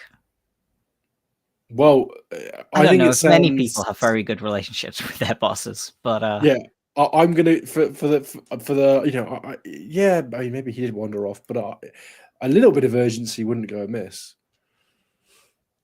Yeah, it sort of felt like he wasn't entirely convinced, though. Well, I suppose headmasters have to deal with catastrophizing parents every day, and maybe that's his automatic response. But it doesn't sound helpful. It sounded weird. Let's break into his house.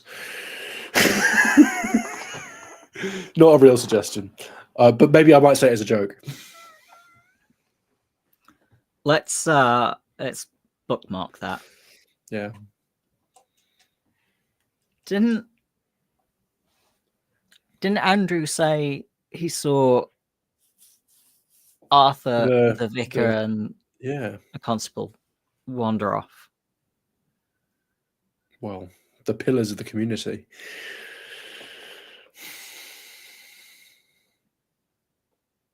I'm gonna cast an eye around for Andrew. Hopefully find him and beckon him over.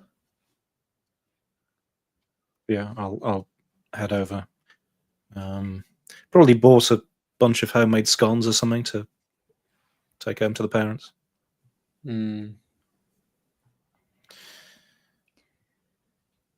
you say? You said you saw Arthur Mason, the vicar, and Wilson go off on their own, right? Just they went to the they went to the church. They went inside and shut the door and came out a few minutes later. They seemed to be talking about something. I just had a weird conversation with Arthur. That's all. I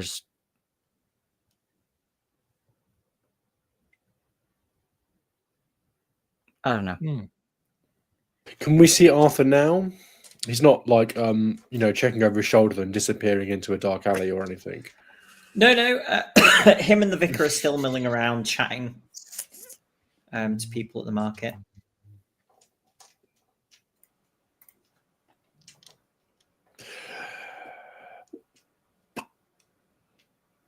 Apparently, the police are they went directly to the site. So Wilson says. Is that usual? I mean, I'd imagine they'd at least want to come and talk to him, talk to the parents. You'd think, yeah. Actually, come to think of it. See if Billy had a reason for running off.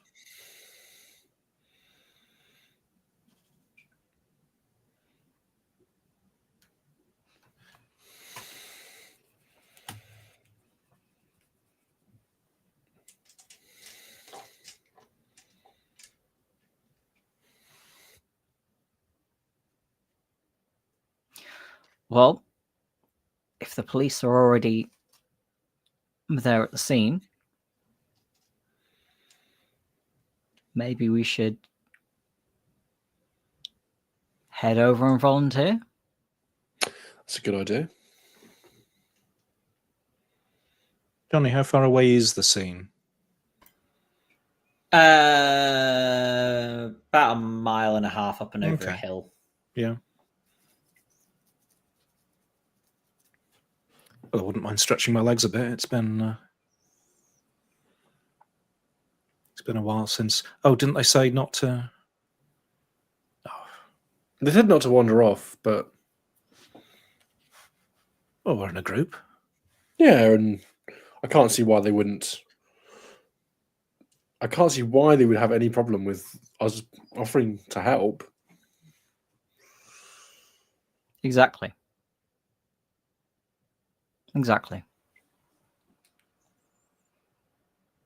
Okay. You set off. Steve, you walk past the open door to the church.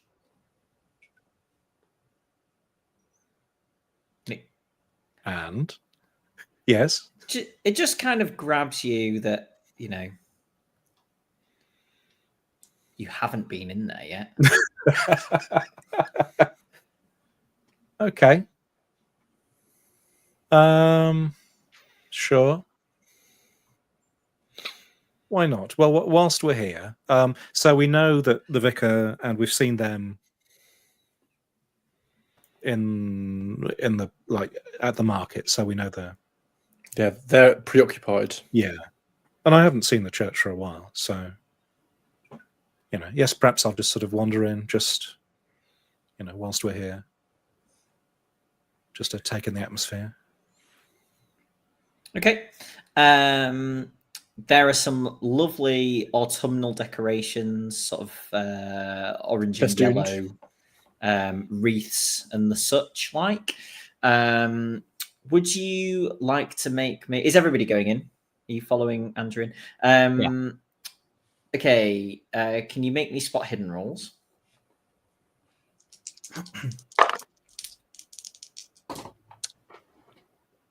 Ooh. I haven't been ticking my skills. I really should. I passed with a 62. That is a hard success. And Okay. if I would be willing to make it a super success, if that might support. Right, I'll be nice here. Are you just kind of, well, don't make it anything yet. I'll be really kind. So as you're looking around, Andrew and Mark feel like the kind of harvest decoration is a little more than usual, perhaps. Like something about it seems a little OTT. Compensating for something. And Derek sees that on the kind of giant crucifix at the head of the church, which has a carved, crucified Jesus on it, that where his crown of thorns is, some thistle flowers have been kind of wound through. And this is raised off the floor, so that would have been a ladder, quite a lot of work for something that not many people, if anybody, would notice. Hmm. So this is what you kind of spot just as you step inside. And if you want to look around, then let me know. Is there anybody else in the? Nope. And you can hear chatter is now, relatively distant over at the market. It's a classic sort of stone church. This village has been here for hundreds of years. Stone church, wooden pews, very cold. There are some of those sort of big, like, wrought radiators on the wall, which are off because it's not Sunday. Classic village church. I would like to have a closer look at this crucifix. Okay. I'll wander over with you if you're having a gander. So as you kind of wander through, again, as I say, pews, there are the Bibles and the sort of kneeling cushions under the pews.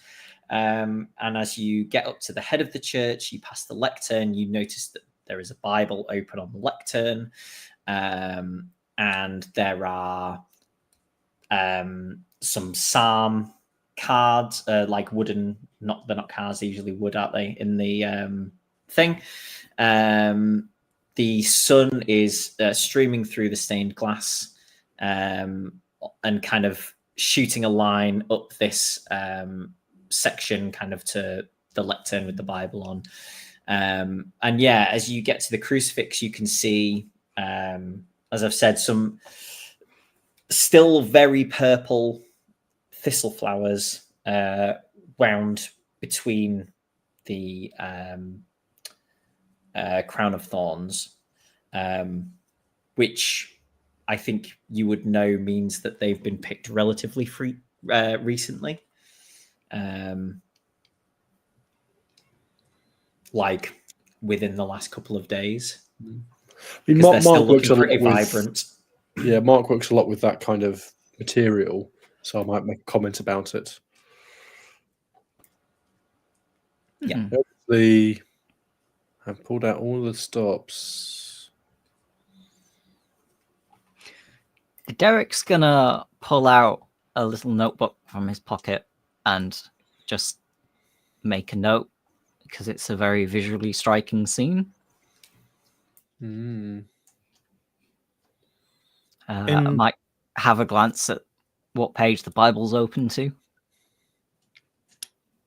Not one on murdering children, is it? I was literally just thinking that. There are a few to choose from. But okay, it's Exodus 21, and a well-known section.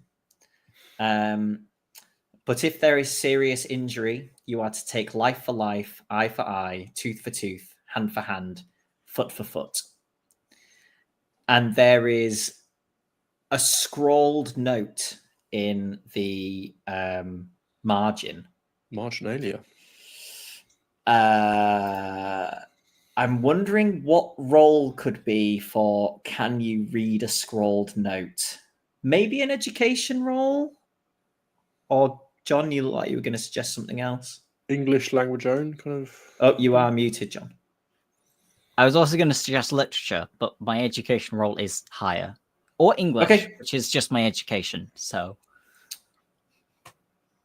I'm tempted to give Steve a bonus dice because he is in the medical profession.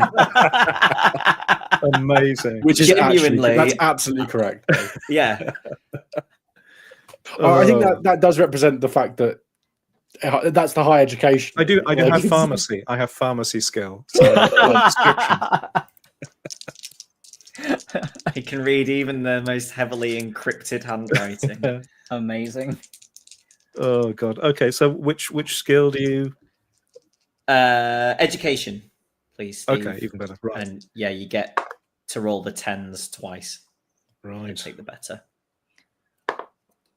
better of those is 38, which is a hard success. I rolled a 49 under 73, so regular success. Okay. It says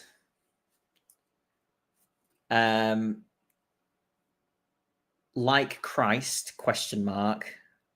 3 days, full stop.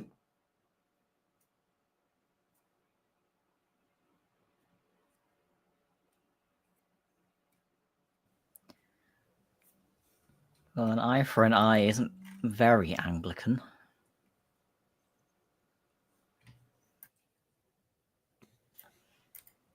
Does this note look fresh?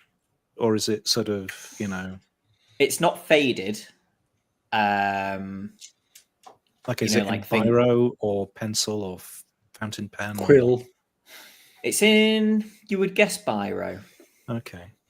And it's not done that age-old fading where the black gets kind of brown. Sure, yeah. So it's not wet, but it's, not old, certainly. What a weird thing to write. I will have read this out to the others. That's odd.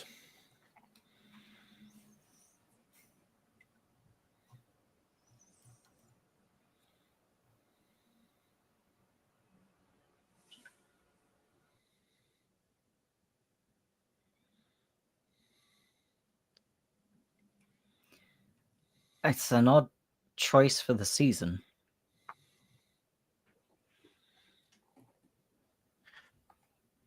Jonny, the thistles woven into the crown of thorns in previous harvest festivals has that ever shown up before?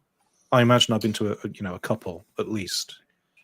Not that you remember. It is the kind of thing that you could have just sat down in the church and not just necessarily not noticed. But yeah, it certainly doesn't. You feel it's the first time that you feel like you've seen it.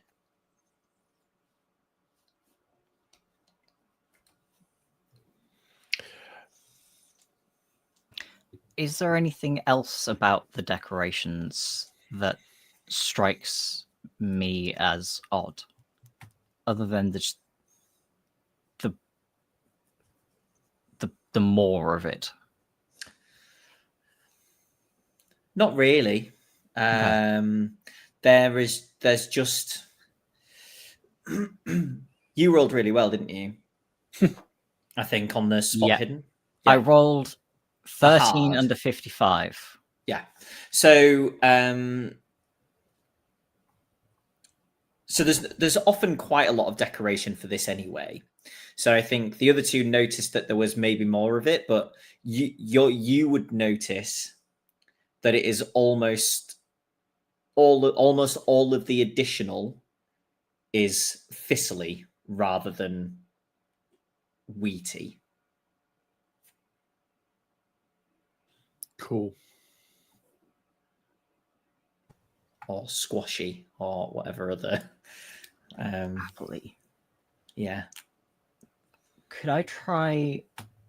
I don't know if natural world or occult would be appropriate to see if there's anything specific about the thistle, either like folkloric or herbal or Botanical. just botanical. Make an occult roll. Okay. Justin, you can as well if you like. You haven't noticed that it's loads more thistles, although you did see it on the crucifix. Yeah, make an occult roll. I fail. I fail. All of my conversation with myself was for naught.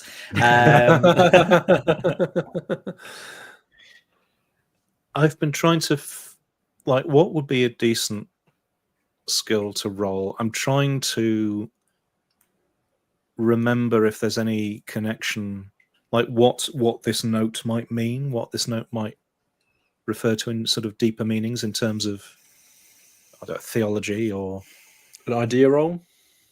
Yeah, make me an idea roll. Okay. I might not give you exactly what you want there, but Sure. there is something to be gleaned. Ooh. And Justin also could make an idea roll. Sure, why not? I fail.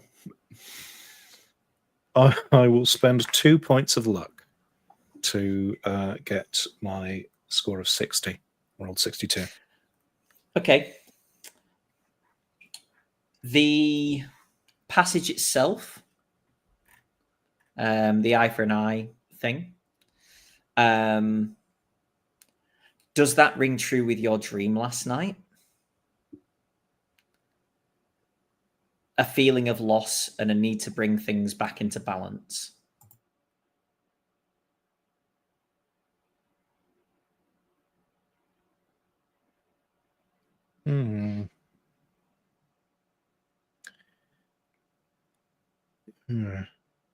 So I think you'll maybe see Andrew. So Andrew is still staring at the book, and continues to stare at this, but kind of just draws inwards slightly, I guess. Still looking at the book, but maybe, not quite focused on it. And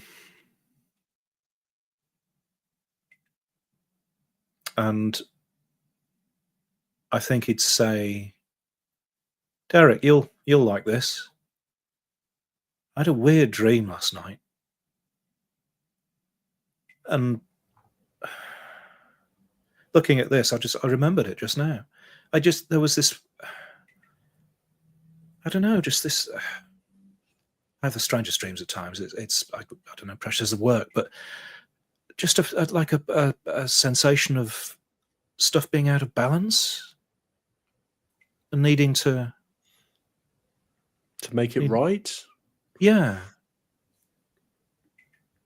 I had a dream like that too. I'm sure it's just a coincidence. I mean, dreams are weird things, but yeah, just this sensation of loss and a need to, make things right. But not violently. Well, there was an eye for an eye, or no one's wronged you, Andrew, have they? Recently? Well, not maybe like that. No. I kind of like raise my hands, not prying. I feel sometimes that some things are out of balance. If I knew how to make up them for my, well, maybe they wouldn't be.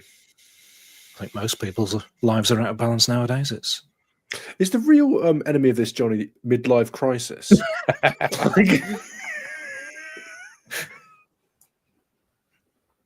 Is this I told men's you, mental health? Stop role playing so authentically. Is this about how men don't talk to each other, Jonny? Really? Well, we spent half the session not talking to each other, so yeah, it's on point. Anyway, no. No. Is there anything else? I never really got on very well with the church, just conceptually, and it's interesting, but unless we're planning on going into the vestry and seeing if the vicar's left behind some diabolical plan along with his garments, then I don't know if there's much more to see here.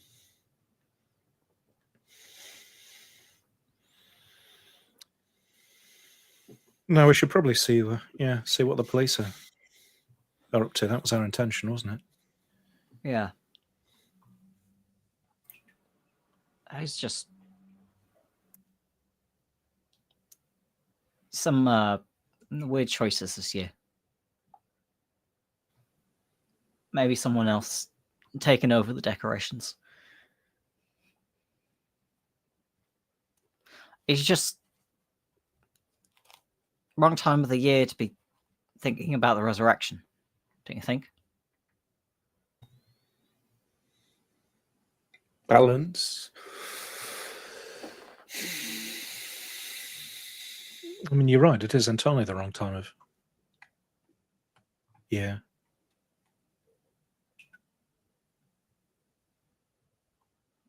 Those hikers were from Mossdale, weren't they? Mossdale.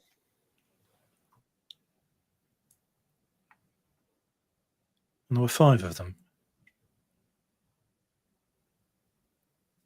Was it that many?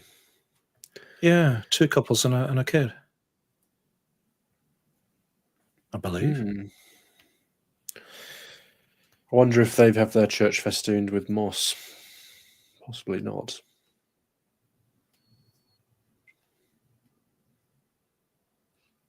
One way to find out.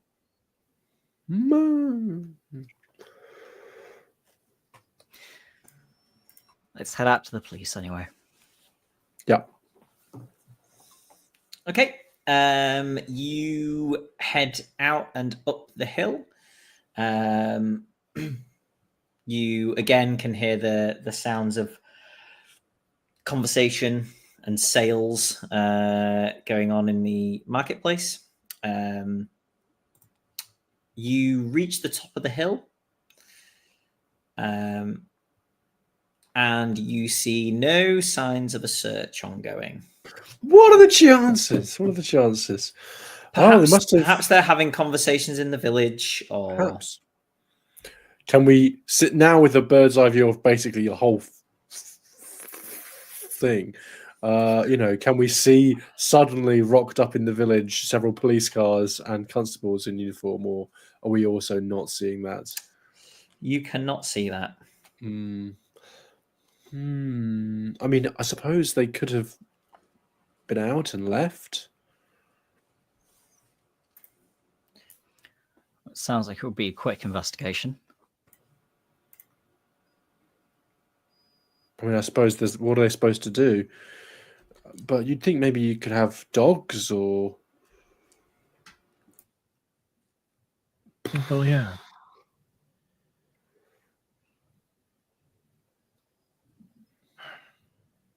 This is very strange. Something's How far? not right. Yeah, Johnny. How far away is Mossdale? So that's like 1.5 miles to get down to the bottom, and then the village is maybe 0.5 mile from the base of the hill. Should be probably an hour total from village to village.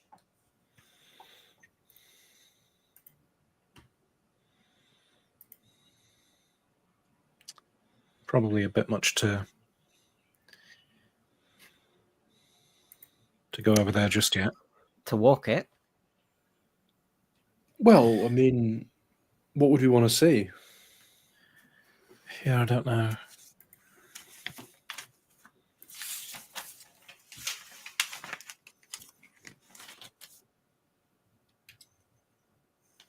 I think we should let the constable know that the police aren't here. Yeah, that's a good idea. Maybe he'll have maybe they'll radio to him and he'll know all the news. I'm sure he'll probably say something to that effect.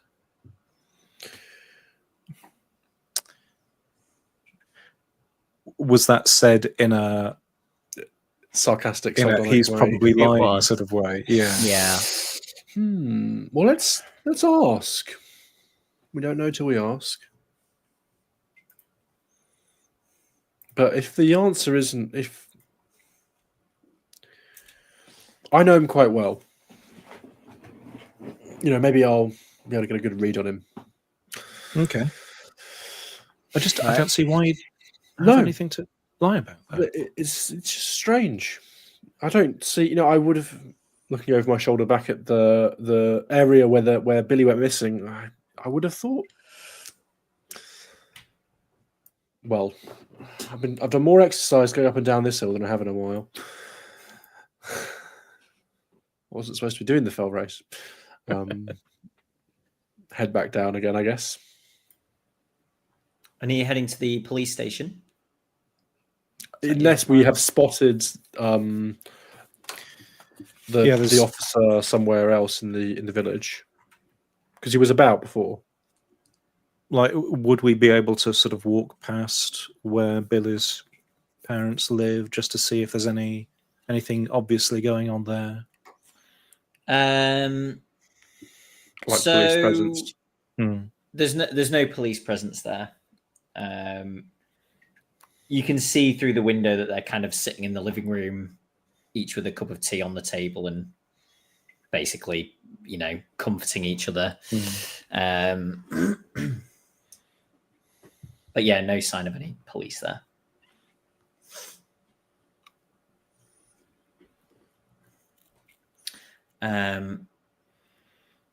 And yeah, you don't spot the constable around, so the most logical place would be the police station.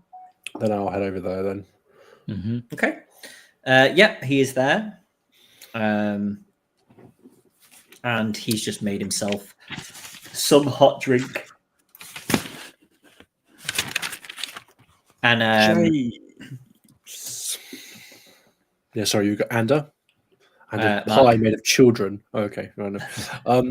James, funny thing, we stuck our head over the ridge, and I don't know if they finished their investigation, but there was no sign of a search. Has Billy been found? Psychology rolls, if anybody wants to make psychology rolls. Can I? Does knowing this guy well? Oh, actually, does that? No, it does matter. Yeah, it does matter.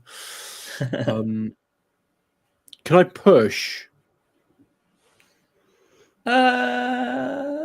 You know what? You can have a bonus D10 because you do know him well. Okay, so that's like it's your tens rolled again. Yeah. Oh, I rolled exactly the same thing. So I rolled a 70 over 50. So I guess I don't know anything. Did anyone else succeed? I didn't. I'm thinking just about. We'll just go home. We'll just go home. You know what? I've made it clear that I'm skeptical of what this man's going to say. I'm going to posh it. And I do worse. You do worse. Excellent. Tell us what's going on. He says, well, I'm sure they must be in the village having a conversation, or they've nipped off on a lead or something. What were you doing over there anyway? I told everybody to not get lost. Oh, we didn't? Not this time. Have they been in radio contact? Have you got any updates? Look, just asking. Not yet. I mean, no news is no news, isn't it? They've obviously not found a body, or we'd have found out, but obviously not found him either.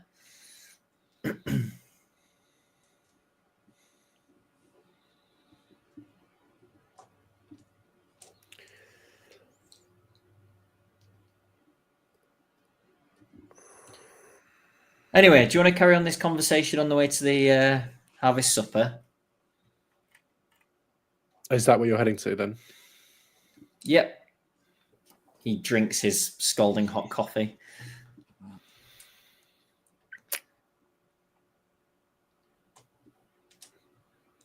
Sure. Yeah. And nothing can go wrong at a harvest festival. Dinner. I think Andrew might hang back a bit. Just sort of walk, 10,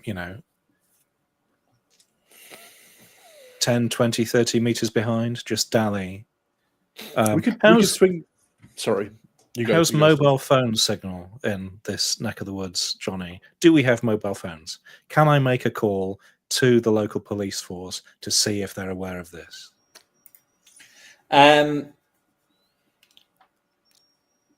What I didn't mention, because it hasn't come up, mobile phone signal, is that the local there's a dome of lead over the entire... I literally, in my notes, have that the local mast is being repaired. Classic. Nice what work. We could do, Andrew and Derek, is swing by the school. Maybe he's skiving off with friends at the school. No one else is there. I don't know how they get in. Oh, I'm not talking to the officer at this stage. Oh, sorry. We're hanging back. Fuck off, James. Like, we're having a conversation here. We can't see this as private investigator stuff. No. Yeah, but I don't know if we're trying to solve a crime over here, James. We've had a yeah, exactly. I thought you're having doing cups of coffee at harvest festivals, but there's a child missing. No, but we've looked at the church. We've looked at the police station. We could look at the school. It's just an idea. It's not a bad idea. I don't.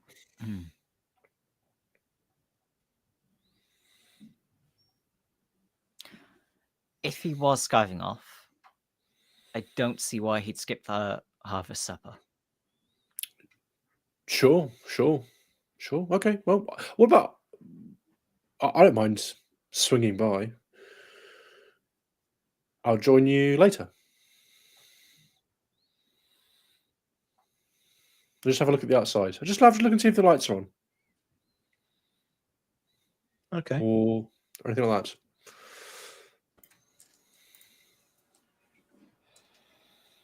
Suppose we can see what people are talking about at the supper. See if anything's mentioned. Yeah. All right. I'll see you in a second then. Because it must be getting supper time. You're getting skies drawing in. Yeah, lights dim. So yeah, I'll go to the Harvest Festival supper via swinging by the school. There is nothing of note at the school. Fantastic. That's good. Good to know. Lights are off, and do you want to check like the front door? Yeah, being locked. It's absolutely. Locked. Wow. Yeah, there's not. That's why I put 90 points into lockpicking. Do you remember to check behind the sports shed where all of the older lads skive off? Well, they wouldn't be behind there. I mean, maybe that. Not really. Probably not. I'm mostly just looking for like obvious signs of like the lights being on or something like that, or kids screaming "Help! Help! I'm stuck into the thing!" Then sure, but nothing that's happening. So I'll go back to the harvest supper. I assume. Yeah, you go to the harvest supper, and the I suppose Mark comes in a little late, so you've both sat presumably with your respective families, I imagine. Yeah, Mark comes in and takes his seat just as the vicar is standing and giving a verse, which she says, obviously we are all concerned about Billy's well-being, and perhaps it speaks to the well-being of this community as a whole. So I offer up these verses. As this one is relevant to perhaps Billy's nature. Proverbs 22:6. Train up a child in the way he should go. Even when he is old, he will not depart from it. And you kind of catch her. She seems to linger over you three more than anyone else as she's kind of looking around the room. And she says, Romans 12:1. Therefore, I urge you, brothers and sisters, in view of God's mercy, to offer your bodies as a living sacrifice, holy and pleasing to God. This is your true and proper worship. And finally, 1 John 2:2. He is the atoning sacrifice for our sins, and not only for ours, but also for the sins of the whole world. And would we not all be like him? I ask you to think upon this evening, tomorrow, and always. And then some people kind of amen and open their eyes. and the food is already sitting in front of you. Justin? I think I won't. I don't think I'm close enough, have a good enough relation with my sister to necessarily stand next to her. I might be sitting within earshot or nudging distance of either Derek or Andrew. And I don't think she was always like this. I might say to Andrew, who I'm sitting closest, like maybe a bench away from. I don't remember this wasn't really.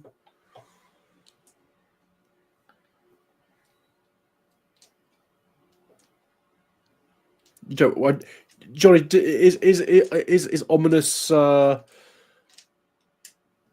she always a bit weird, or is this a departure?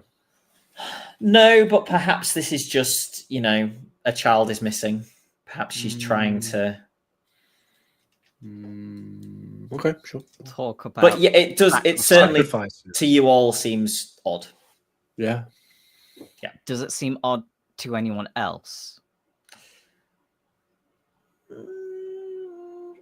I mean, yeah, the congregation loves to complain about the vicar's odd choice in verse. What I would say is that obviously each of you are not so much a part of this community anymore, and perhaps other people are slightly more shaken by Billy being missing and may not have been totally paying attention to, or it's not gone in the same way as it has for you.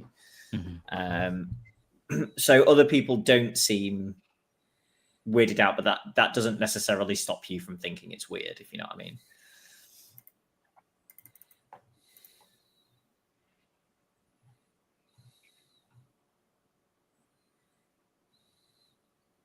And these bowls of food were in front of us from the start.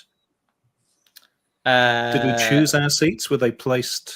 Sorry, I'm being incredibly paranoid now. As a player, not a character.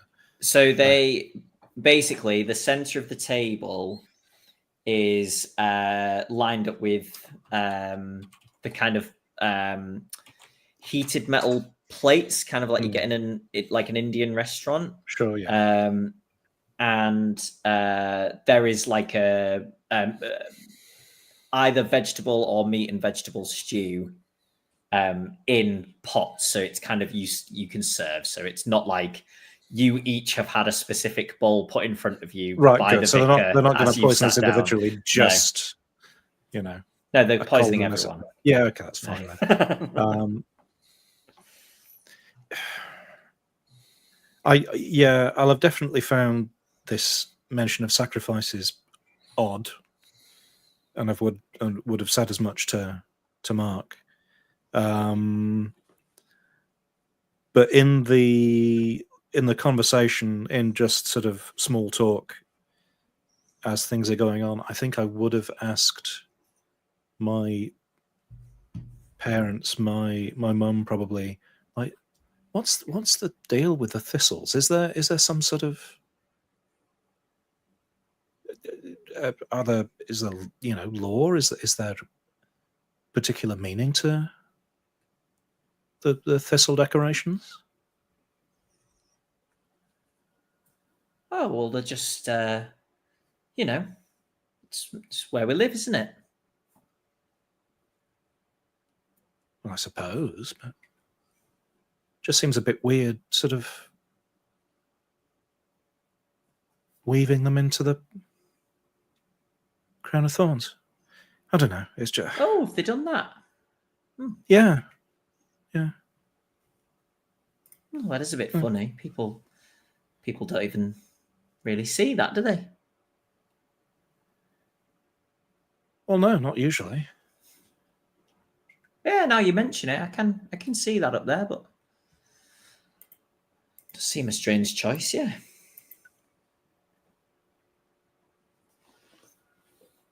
Oh well.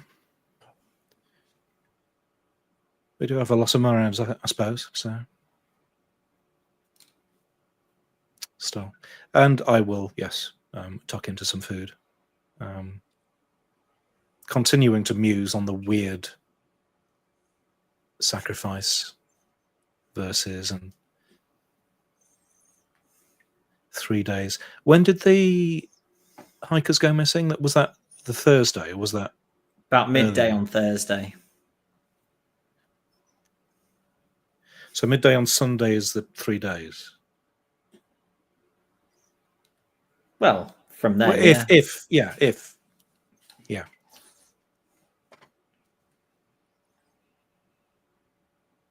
that's just. I'm not going to say it's a crackpot theory, but And so is this meal happening in the church?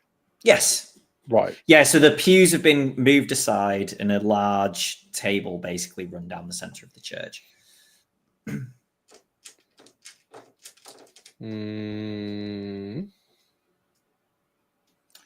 Are Billy's parents here?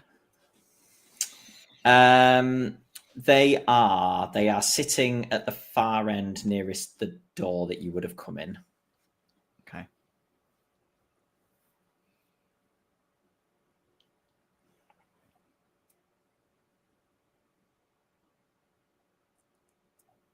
How's the food? It's pretty good. Fresh. Good. Yeah. Right. Okay. Well, I'm going to have some vegetable soup.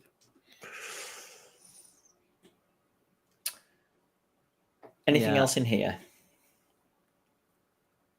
No, I mean, I think I'll maybe be keeping a vague eye on one of the 3 suspicious pillars, but other than that, I'll be trying to keep the kids entertained. They're kind of the vicar is at the head of the table, and she has the corn dolly, which is standard for this. The last piece of corn that has been harvested. It doesn't have like thistles stabbed into it or something. No, but it does have them kind of wrapped around it, just in a pattern. Okay.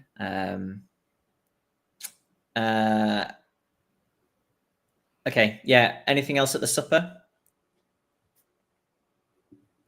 I mean, yeah, I'm presuming we're not continuing to be thrown weird glances by, like if people start pointing and staring, I pick up on that. Sharpening knives. Yeah. You can make some spot hidden rolls. I mean, we're all looking around, aren't we?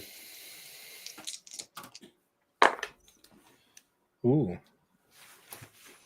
I roll a 12 under 65. I failed. I am too preoccupied with family. I did roll under half. Okay. Yeah, you two. You definitely notice that the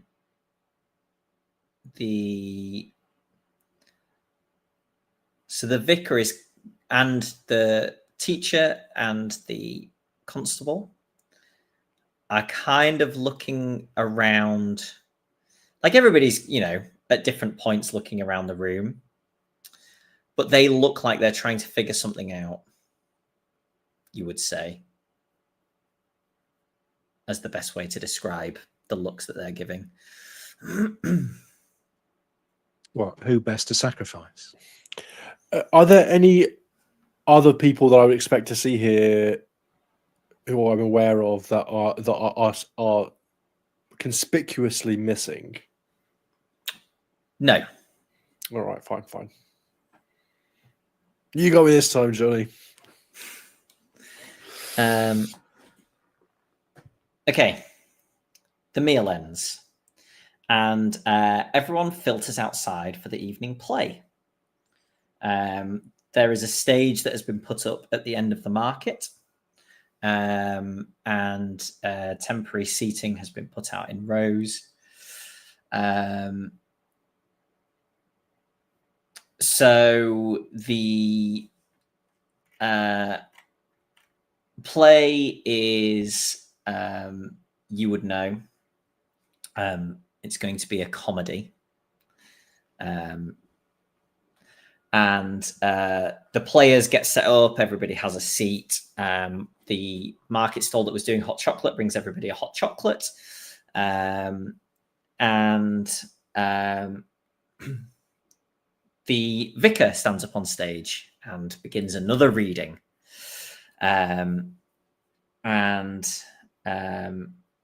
She says, "To everything there is a season, and a time to every purpose under the heaven. A time to be born and a time to die, a time to plant and a time to pluck up that which is planted, a time to kill and a time to heal, a time to break down and to build up, a time to weep and to laugh, a time to mourn and a time to dance, a time to love and a time to hate, a time of war." And then can you all make a spot hidden roll?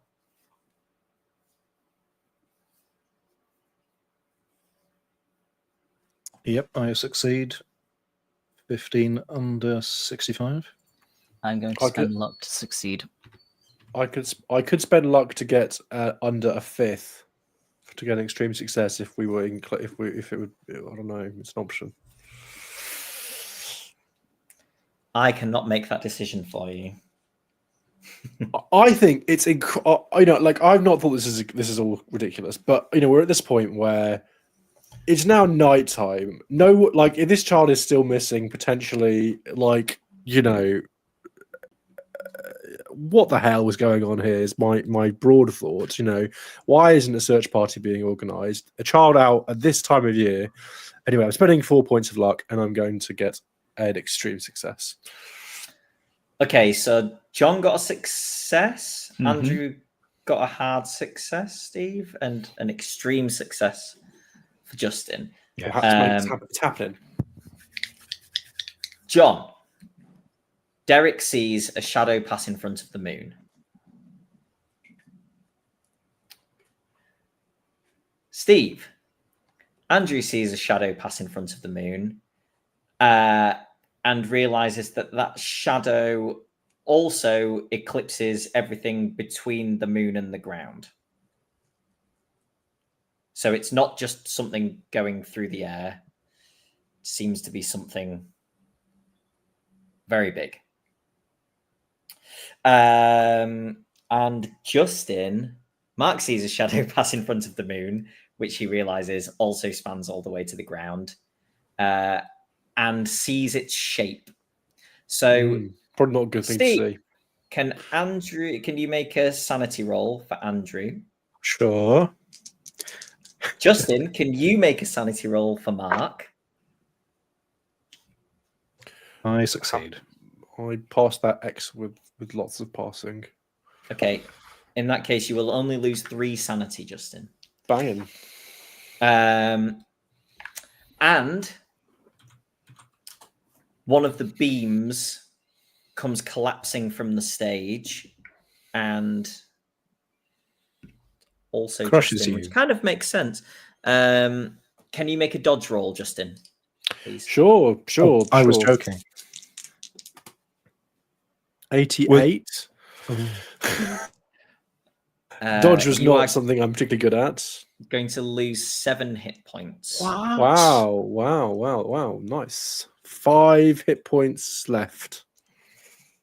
As this beam, basically the kind of top front of the stage, one side of it kind of comes off and it sort of swings round before then becoming too heavy on its angle and drops and basically hits exactly where you are in the crowd. And knocks you to the ground as other people around you scream and kind of dive out of the way. Yeah, I obviously did not manage to succeed in diving out of the way. Yeah. Is there any implication for taking like over half my health and damage? Oh, that's going to be a... Isn't that is it like an ongoing wound? Yeah. Yeah, a major wound. That does ring a bell. Which doesn't basically have no effect? Yeah, I think it's like... Yeah, I think you have to roll to check if you remain conscious. If I reach 0 HP with a major wound, I'm dying. If I don't, if I reach 0 HP without a major wound, I'm unconscious. So it puts me at a higher risk of dying, basically. Okay. I thought there was also a thing that when you acquire a major wound, you have to like roll Constitution or something. You But that fall might be- prone. You'd be right. I'm happy to fall prone. Yeah, you make a con roll to see if you fall unconscious. Well, not probably, to be honest. I rolled 75, which I'm pretty sure is a failure for my con. Absolutely. Okay. But not being in combat takes the stress away from that slightly. I mean, I'm not bothered by being knocked unconscious by a falling beam. mean, I'm actually like okay with this. I would be a bit concerned. I mean, yeah, I mean, but I'm unconscious, so it's difficult to be concerned. But like, I'm not. I don't. Let me be concerned on your behalf, then. If I was knocked unconscious by a stick in the eye or being hit on the head with a you know, I mean, you soft had toy, just I lost would be 3 more points of concerned. SAM. Yeah. You know. Okay. Justin, Mark comes around Great. with sort of a few people leaning over him and I would have shaking rushed his over. shoulder. Likewise, I would sworn loudly, shoved whichever grandchild was closest to me into my sister's arms, and then run over. I think there's a good chance. I think I've probably got like a big gash on in my face. I think that's the layer we're at. There is a village doctor who will tend to you in the immediate moment. Kind of gently sits you upright. Yeah, what's the reaction of the? Not everyone the play doesn't go on, does it, or does it? Not presently. Not presently, no. And I mean, yeah, is this? Yeah, go on. She basically takes you off to the surgery, and people start kind of standing things back up, and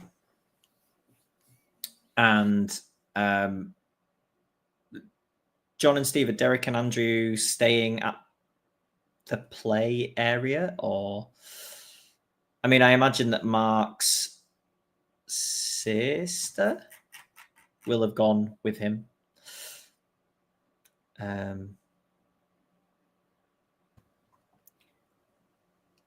We should probably keep an eye on things, yes.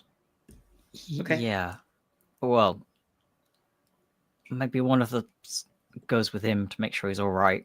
And the other one, they're not going to carry on with the play after that, are they? Given that stage seems unsafe, I would have. They really can't. Do they look like they're gearing up to do the play, Johnny? You can see that some kind of decision has been made, and it looks like they are turning all the chairs around and are perhaps going to carry out the play on the ground rather than on an unsafe stage.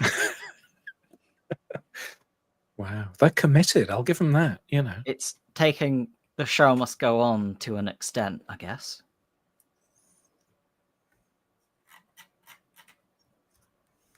well, this weekend's one I'll remember for sure. You're a doctor. Do you go with Mark? Make sure nothing funny happens. Okay, I would. I mean, I tend to deal with. Yeah, okay, I'll go. Yeah. Well, yeah. Let's make sure we don't get into your field of expertise. And I'll keep an ear out to see if anyone's going to go on about sacrifices. Okay. See you later. See you later. Okay. So, John, Derek takes his newly turned around seat as maybe 15 minutes later, the play gets underway.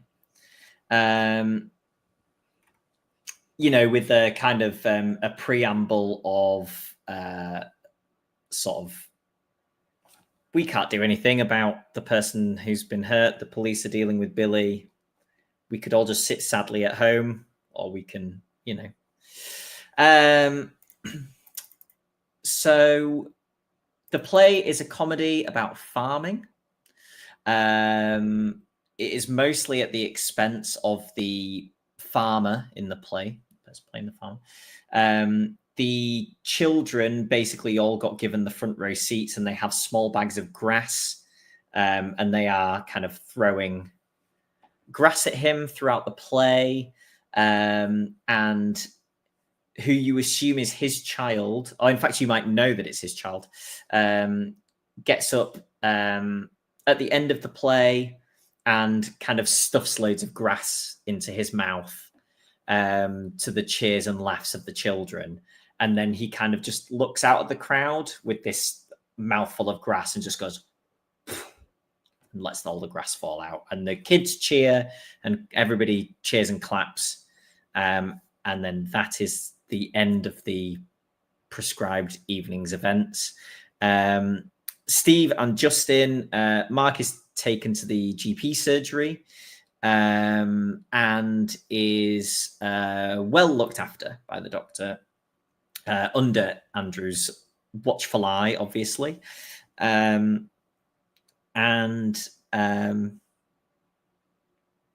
the evening kind of draws to a close. Does Derek head to the surgery after the play to check in on Mark and Andrew? Yeah, I'm going to check in with my kids first to see if either of them... Like, I imagine a small child seeing someone get hit in the head with a beam could be fairly traumatic. So just touch base with them to see if they saw it or if they just wondered why everyone started shouting. And then, yeah, I'll head over to the GP. Yeah. She's basically done at the point that you get there, and kind of says, right, Mark, you should be all right with some paracetamol, I think, now. Don't you think it's weird how, you know, like no one's asked anything about... I'm actually asking the doctor at this stage, like, is it just me, or is everyone behaving really weirdly, strangely? About what, Mark? About Billy? Yeah, about Billy. It's the middle of the night and we don't know where he is. No, I agree, but I can also see the point of view that if the police are out looking for him, they've got all the right equipment and everything, and, you know, we could be creating more hassle if we were out there. But and I just... We didn't see them out there, though. What do you mean? Well, Wilson had said they were out there, and we went to have a look, and we could... There was no one there. That's weird. Did you ask him about it? Yeah, but I don't know. It's just odd. I agree. Yeah, it could seem a bit strange. As I said, you know, I wouldn't want somebody else trying to carry out medicine. Because then I'd get there and have to deal with the mess that they'd made, as well as the mess that was there in the first place. But if somebody was... Oh, never mind. I was just hitting that, kind of like leaving the GP surgery. I say I was just struck in the head with a beam. So forgive me if this sounds crazy, but did anyone see anything pass across the sky just before it happened? She kind of... leaving the GP. Yeah. But she's leaving with you because she's... okay. Right? Okay. So well, I'm saying this to Andrew and Derek. But she leans round and shines the torch into your eyes. Seems I satisfied. And make an amendment to my plan? Instead of going straight to the GP, can I have a look at the stage before I leave? Yeah. Investigate it. Yeah, Ooh. I don't really operate around stages that often, but I mean, I guess seeing if there are any really obvious saw marks on the fallen beam, or Give me a spot hidden roll. yeah, I'm also, like I am considering suing. This is clear. Where there's absolutely. claims, there's a claim. Yeah. Mark hasn't got enough money to get home at this point, so 30 under 55. Okay. So the section that has come apart and swung around, the sort of nails that were holding it in place are still in the piece of wood that is out. And initially you look at it and you're like, how has this come out? Because they're still sort of outwards. But then you spot a bunch of slimy moss around the nails.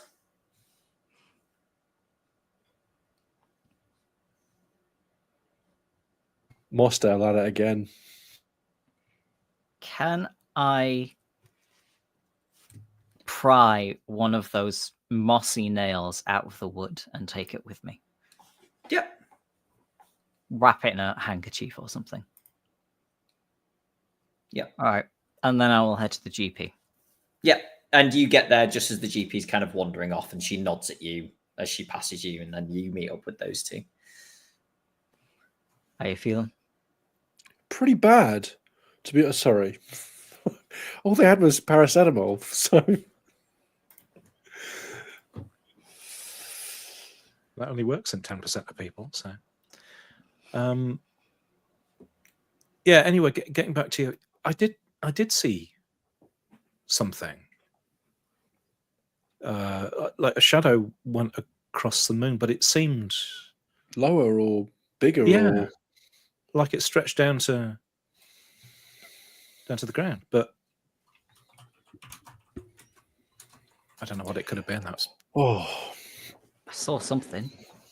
I wondered if it was a helicopter, but it didn't sound like it.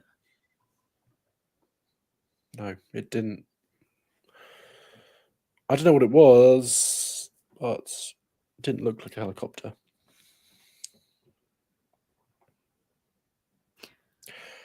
I took a look at the stage after everyone left. I'll pull out the handkerchief with a mossy nail in it. Does a natural hit? Could a natural history roll reveal anything about this moss to a botanically inclined person? Yeah, you can have a go for sure. Wait. 78. My rolling has been really poor today. I have natural 40. I've got loads of skills which are really good. And I'm like, I'll be succeeding all the time. We believe today. you, Justin. We believe you. I put 60 in first aid. 60 in first aid, and I was the one who got hit by the beam. Yeah, that's just poor planning. Good God. Which skill is it? Is this biology or natural world? Yeah. Oh, I got 25. I'll give it a go. No, I that's a fail. I passed.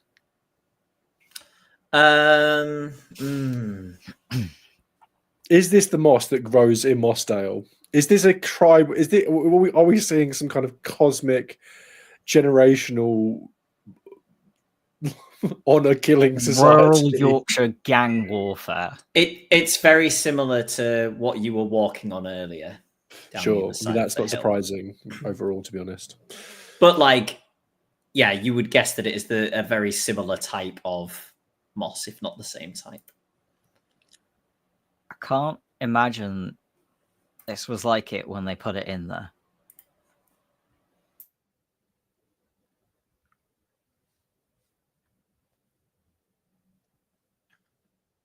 But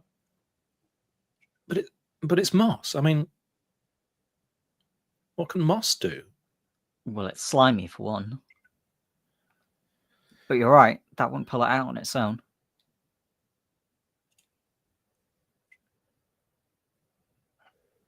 What is there? There's nothing after the play, is there, Johnny? That was the last thing of the night. Yep.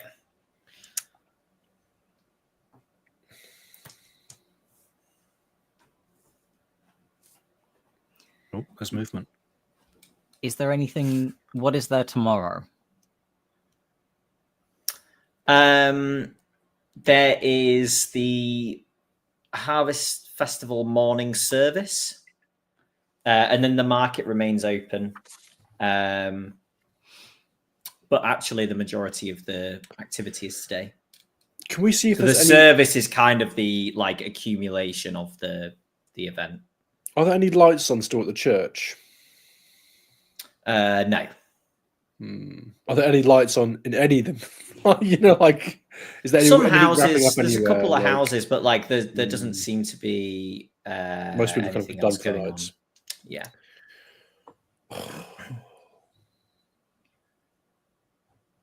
Is the pub open?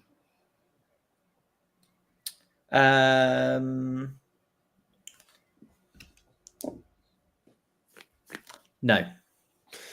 Well, we have two choices, I guess. We could, given no one else is going out onto the moors, so we could wander on the moors on our own and fall into a bog, or get some rest.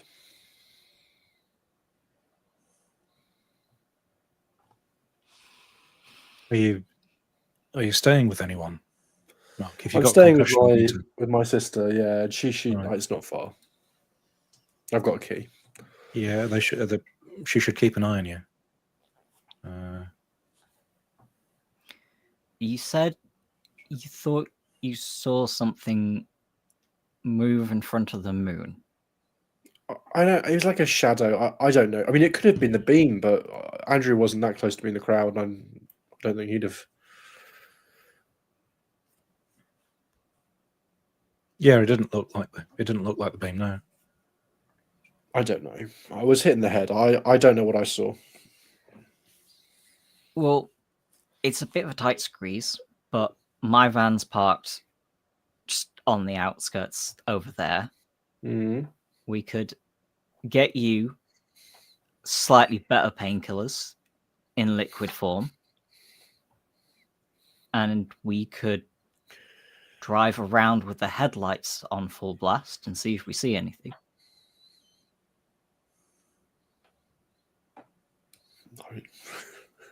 If it involves, yeah. Do you keep liquid painkillers in your van? Is that something that you do, or? I've got whiskey. Oh, I suppose that could do. Well, after that evening, I wouldn't say no to a drop. Let's go. Once again, Johnny showed us the real solution to the male loneliness epidemic. Driving around at night in a van with drinking. So I'm not drinking. You're going to drive round to the other Dale. Is that your plan? Is that what you mean? Yeah, I think sort so. of I would raise it like as an option. We could drive to Mossdale and have a. I'm not saying the end of the night is I was like drunkenly calling for Billy on the edge of the moor, like but like it might be the end of the night. Yeah, I think driving around the village, around the Dale, and over towards Mossdale, because if it's like an hour walk, it's not going to be that long to drive. And even though it is nighttime, it's probably not actually that late because there were kids at the play and you wouldn't want to keep them up. Let's do it. So it's not like we're running around causing a ruckus, but not yet. Yeah. We can do a little. I want to see how much moss is on this church in the other village. I really do. Well, there's and whether any thistle's been sort of incorporated in weird places and people being knocked out by stacks of chairs or something. Yeah. Let's just not hit anyone because we might be making this whole thing even worse. Okay. You drive around the village. Mm-hmm. You don't see anybody out and about. Are you driving to the village of Mossdale? Yes. Okay. Mark and Andrew are feeling much more relaxed after a couple of whiskies. And Mark's head is not banging quite as much. So you get into the village. What is your plan then? Are there any lights on here? Again, minimal. Some people are still up and lights are on in their homes. There isn't a light on in the church. That doesn't mean it isn't open necessarily, but I mean, do Mossdale have like a kind of their own weird harvest festival thing that happens around the same time, or not really, or not in the same way? Maybe a little bit of one. There's not like a market set up in the. It's just a bit of a smaller village, as well. Like some of the kids from here go to the primary school in Thistledale, for example. So Thistledale is actually the bigger hub almost around here. And then the secondary school, you kind of have to go to the nearest town. So yeah, it's a little bit of a smaller thing. And I think the ground where in Thistledale is a lot more fertile for farming. So there is some farming in Mossdale, but probably it's less of a part of the community.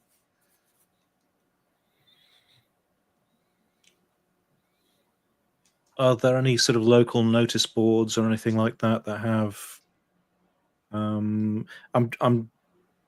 like news on whether the hikers have been? There is a parish notice board. There is still a missing poster in there. Is the pub open? No. Okay.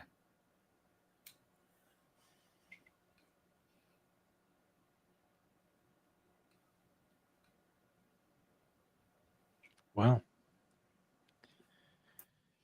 No sign of any police here either. No.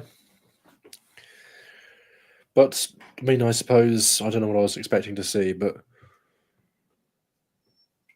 nothing, no big red flags.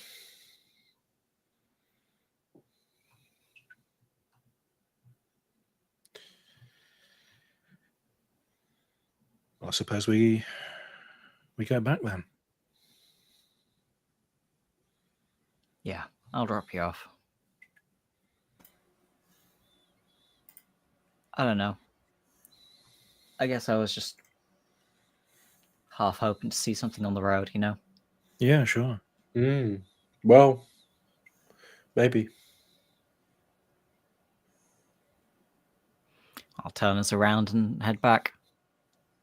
Cool. Bed? Bed. Dreams? No dreams. Terrible. But you all wake up late. And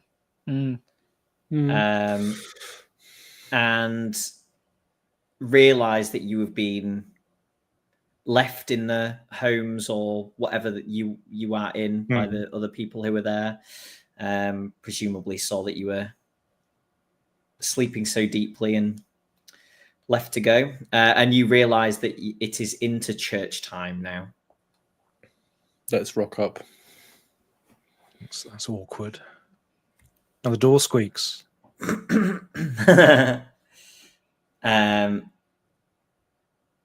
Okay.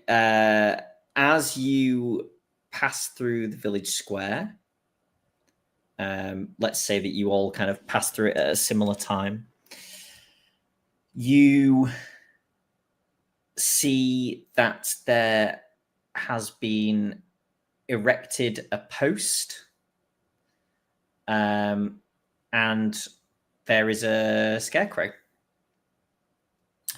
Only as you approach, you realize it's not a scarecrow. It is somebody who most of you may all know the name of, Phil Walker, who is one of the main farmers, is strung up on this post, and all of his mouth, eyes, and ears have moss coming out of them. And he is very clearly dead.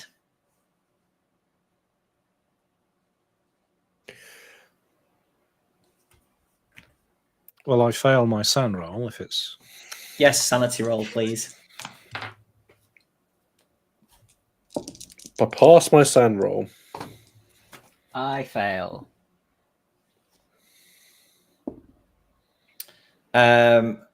You passed, Steve. You I failed. failed. Everybody failed. I passed. You passed. 1 sanity loss for you, Justin, and Cool. 4 for John and Steve. Been reasonable. I would probably want to add. I probably want, we've got to cut him down. We need to get to the police. Although, why is there nobody here? Because they're at the church.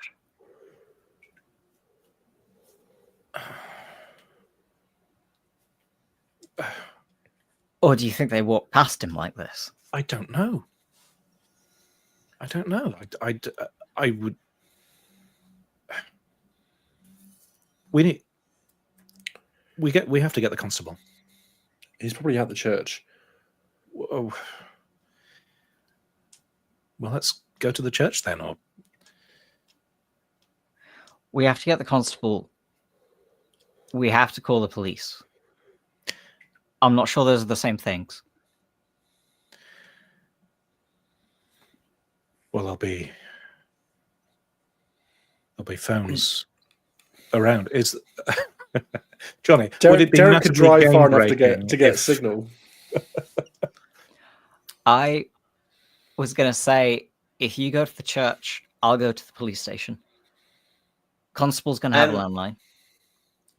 Steve, you have heard your parents on the landline in the house. So we just need to get to a phone. So, sure, Derek.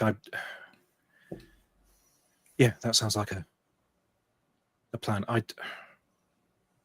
This is bizarre. I can't imagine. Okay.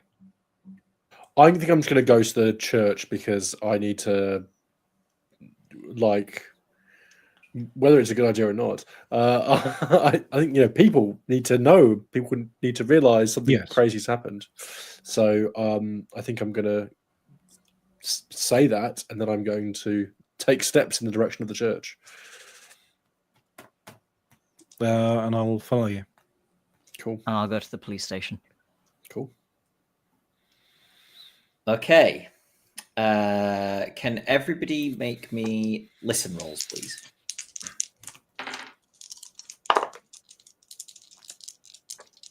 Why did I not put anything in listen? Pass. No. Fail. Fail. Okay. I passed. Just to say. Yeah, and I'm with Mark, so So only Derek dies. Justin. Yeah. Mark hears footsteps behind you and Andrew. Aye. And as you turn, Sure. you see Andrew get struck in the back of the head. Oh no, that's not ideal.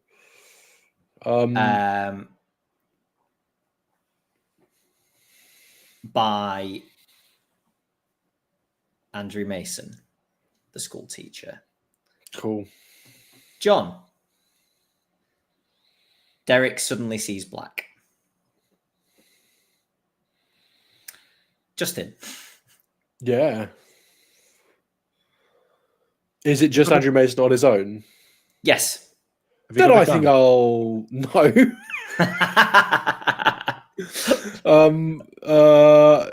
would I brought Gunny with me. Why would I have a gun? There's. I think I probably the only option I've got is to brawl, so I probably would do that. Okay. Give me a roll. Well, I rolled a 5 on my Nice. brawl. So despite being relatively weak, I don't know what that does, rolling a 5 in brawl, but I did it. I don't think you get piercing rolls. That's bollocks. With punches, sadly. That's a bunch of crap. But you can do some damage. An amount of which... Fist fights. 1d3 plus damage bonus. Excellent. I love 1d3 plus damage bonus damage. I wish I had a d3. Right. Oh, yes. 5 damage. Oh, nice. Okay. I, however, also rolled a 5. Do you actually have a damage bonus? Yeah, 1d3 plus... 1d4, but I have a 1... So I rolled a 3 on the thing and a 2 on my damage bonus to make 5. Yeah, damage bonus. Wow, okay. Wow. Okay. I've got a plus d4 damage bonus. When I said I was tall, I'm an 80 size. Oh. Wow. I'm It's so tall. rare to actually have a damage Wow. bonus. Nice. You could have hit him before he hit me. Well, it's so hard to hear things up here because I'm so tall. It takes ages. Sound takes ages to get there. I rolled a 5 for my attack also, and then rolled... how much health have I recovered since yesterday? Oh no, for my attack roll, I've rolled a 4 okay. damage. Well, how much health will I have recovered since yesterday? Because natural rate is 1 HP a day. I did have medical attention. I don't know whether that would have done anything. Have 2, so you'll be on 7 8 points. I take 4 damage. Minus takes down 3. Yeah, and that is not half of my max, so I don't go unconscious. correct. Is 5 half of their max?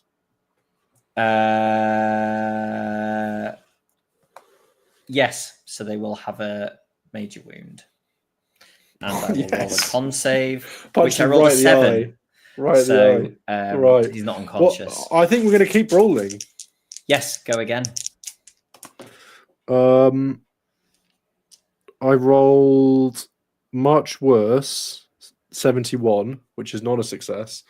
Okay. But I could push, I suppose. But I don't know if pushing is... I don't know. Like, I could die if I fail this push roll, couldn't I? So, but I could die if I don't fail this push roll. So, pushing. Okay. Pushing. Going to beat 25. Can you? I don't know if you can push a combat roll. Oh, you... Actually. I think you're right. You can't push combat rolls now I think about it. Yeah. I Yes, think you it can't might push just combat be rolls. skill Never mind. checks. Well, you've got to beat 71. Good luck. 27, that is going to do you some damage. And it is going to do you 4 damage. Then I am at -1.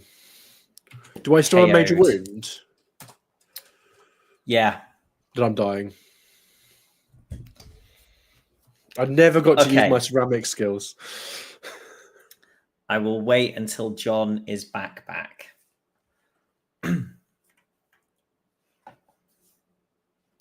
This is the way to game the scenario. One of us just leaves. Oh, no, John, quick, run away. Okay. Jonny can't do the denouement if one of us is absent. You all kind of stir a little. Enough to realize that you are bound and probably being pushed in a wheelchair. Not a wheelchair, a wheelbarrow.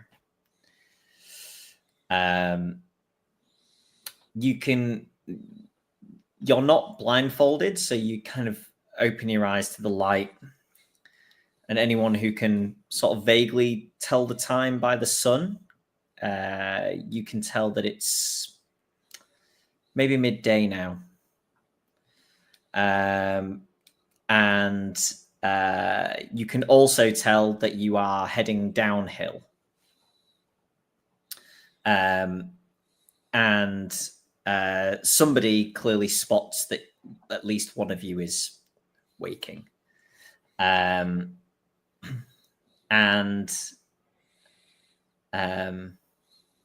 You hear the voice of the vicar say, really am terribly sorry.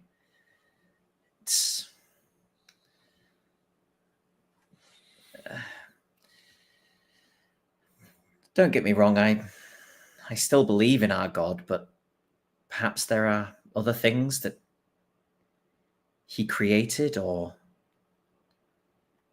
that he didn't. It seems the land itself has some whims. You're kind of being bumped around over little bits of stuff as this conversation's going on.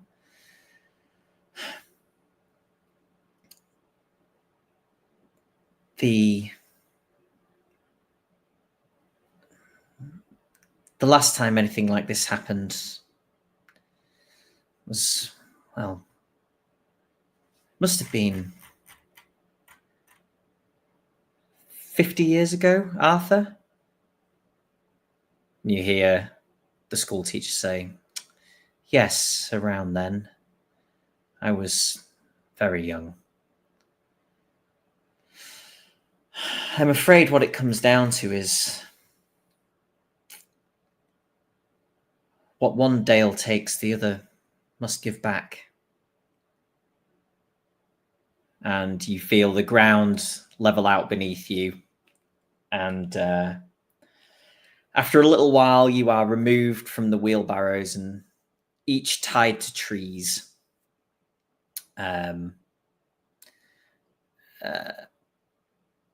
South facing. And they say, we'd better not stay.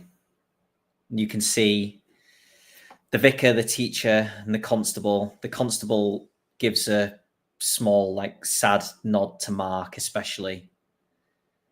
And they turn and head back towards the base of the hill. And you can each feel something sort of moving up your legs. And kind of struggle a little, but eventually it becomes too hard to move. And you can feel it spread up your body. And eventually you taste moss inside your mouth as it moves up and up and up. And the last thing that you see is black tinged with a little bit of green.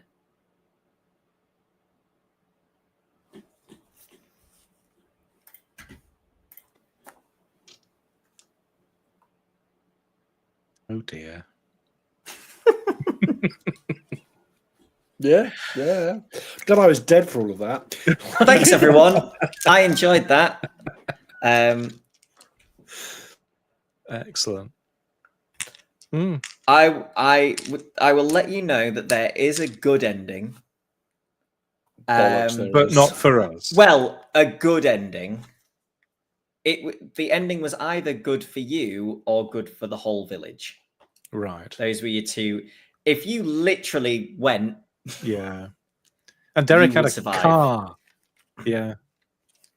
We should have just gone. Yeah, should have stayed in Mossdale.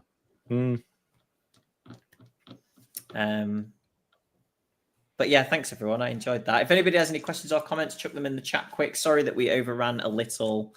But yeah, I really enjoyed that. We should be on for Call of Cthulhu on Monday, but Justin is not with us. So I'll double check that there is nobody else that is not with us, because then it might be a struggle. I don't know what Sam's up to, but hopefully he will be with us. Quite, that was my concern also. Okay. I think he said he'll be good for the third. So we're likely on Monday, but if you're not already on the Discord, please join us on the Discord and you can get the most up-to-date stuff on when things are and are not happening. And yeah, thanks everybody that tuned in. Happy Halloween. Anything good in the chat, John? Did you guys enjoy it? Yes. Did you guys enjoy it? Good. I saw that from Joe. Moss Monster. I'm liking Absolutely this. Appalling.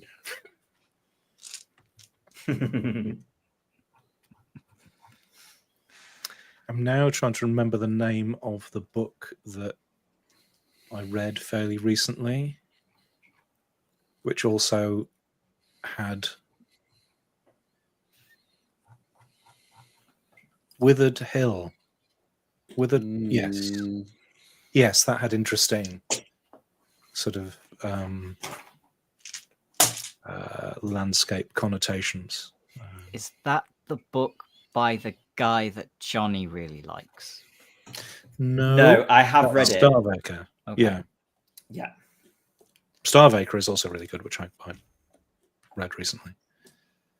But it's all classic standard folk horror fare, the land and the places. Yeah. It is always fun going into a story where people have no reason to look into things or think things are massively weird or to break into houses. Treading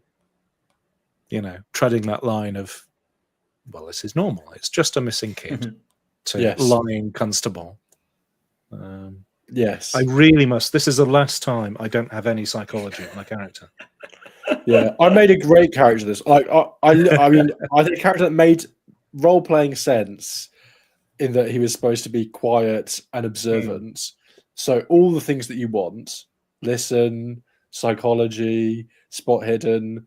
And then just, despite having very high scores, rolled very high. The rolls were bad this evening. It has to be said. I think your dice have been against you for a few weeks now, Justin. Such is life.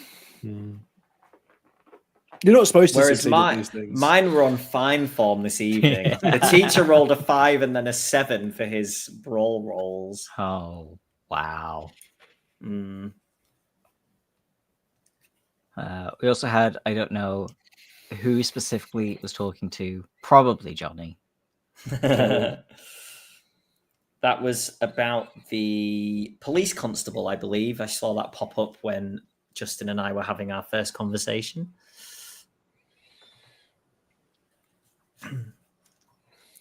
And you know what? Max Writer called it like I mean it was hours ago.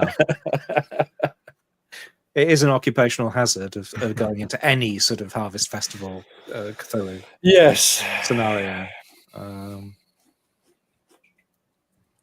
But yeah, so it does. I am right in thinking it was 5 people, 4 adults, 1 kid.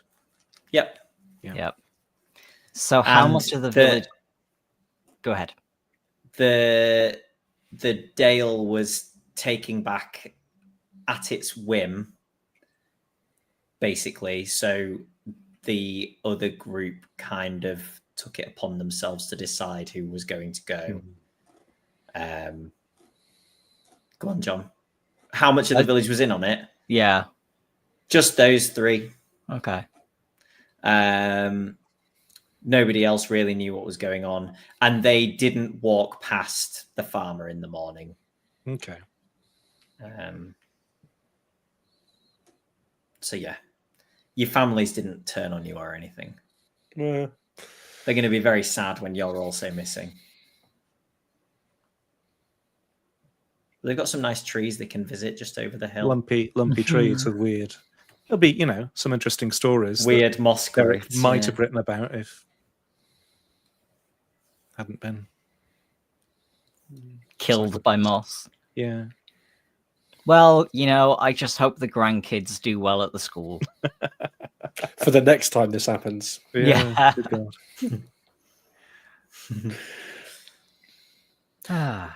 I never found out if anyone bought any of my art.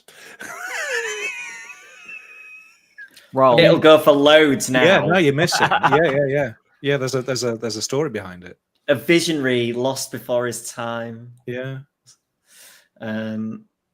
I've just seen 42 comment, the weird thing about human sacrifice is that it costs the victim the most. What has the perp really lost if they sacrifice a stranger?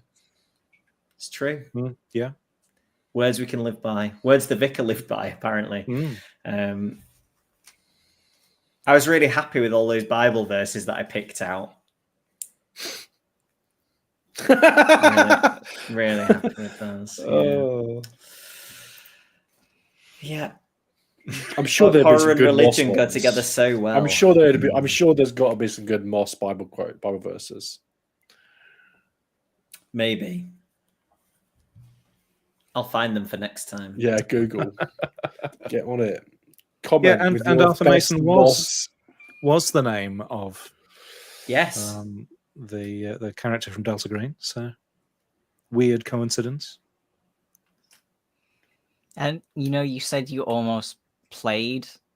When we were talking backstage, when you said you're going to play a forensic pathologist, you mentioned maybe you should play that one random NPC from Delta Green. And if you had, then maybe my Delta Green character wouldn't be worried about having lied. Because it doesn't matter. Yeah. They can't investigate it. He's a tree now. Sure. Oh, we've got a... Did someone choose poor Billy? Only the Dale. Only the Dale. Not a member of the village. It was... It basically picked the person that was closest to the person that our Dale had taken. Oh, I thought it would come into my head then, but yeah. So, who would they have picked if so that the farmer who was he chosen by the Dale as well? Yeah, right. So, who would the trio have picked? Because they had to balance the numbers. Is there a list somewhere? Circled names, photographs. Who knows? Yeah. Right. Thanks, everybody. Johnny. Happy Halloween, and hopefully see you on Monday for Masks of Nyarlathotep. Thanks for joining us if you joined us. And yeah, we will catch you on Monday. Cheers, everyone.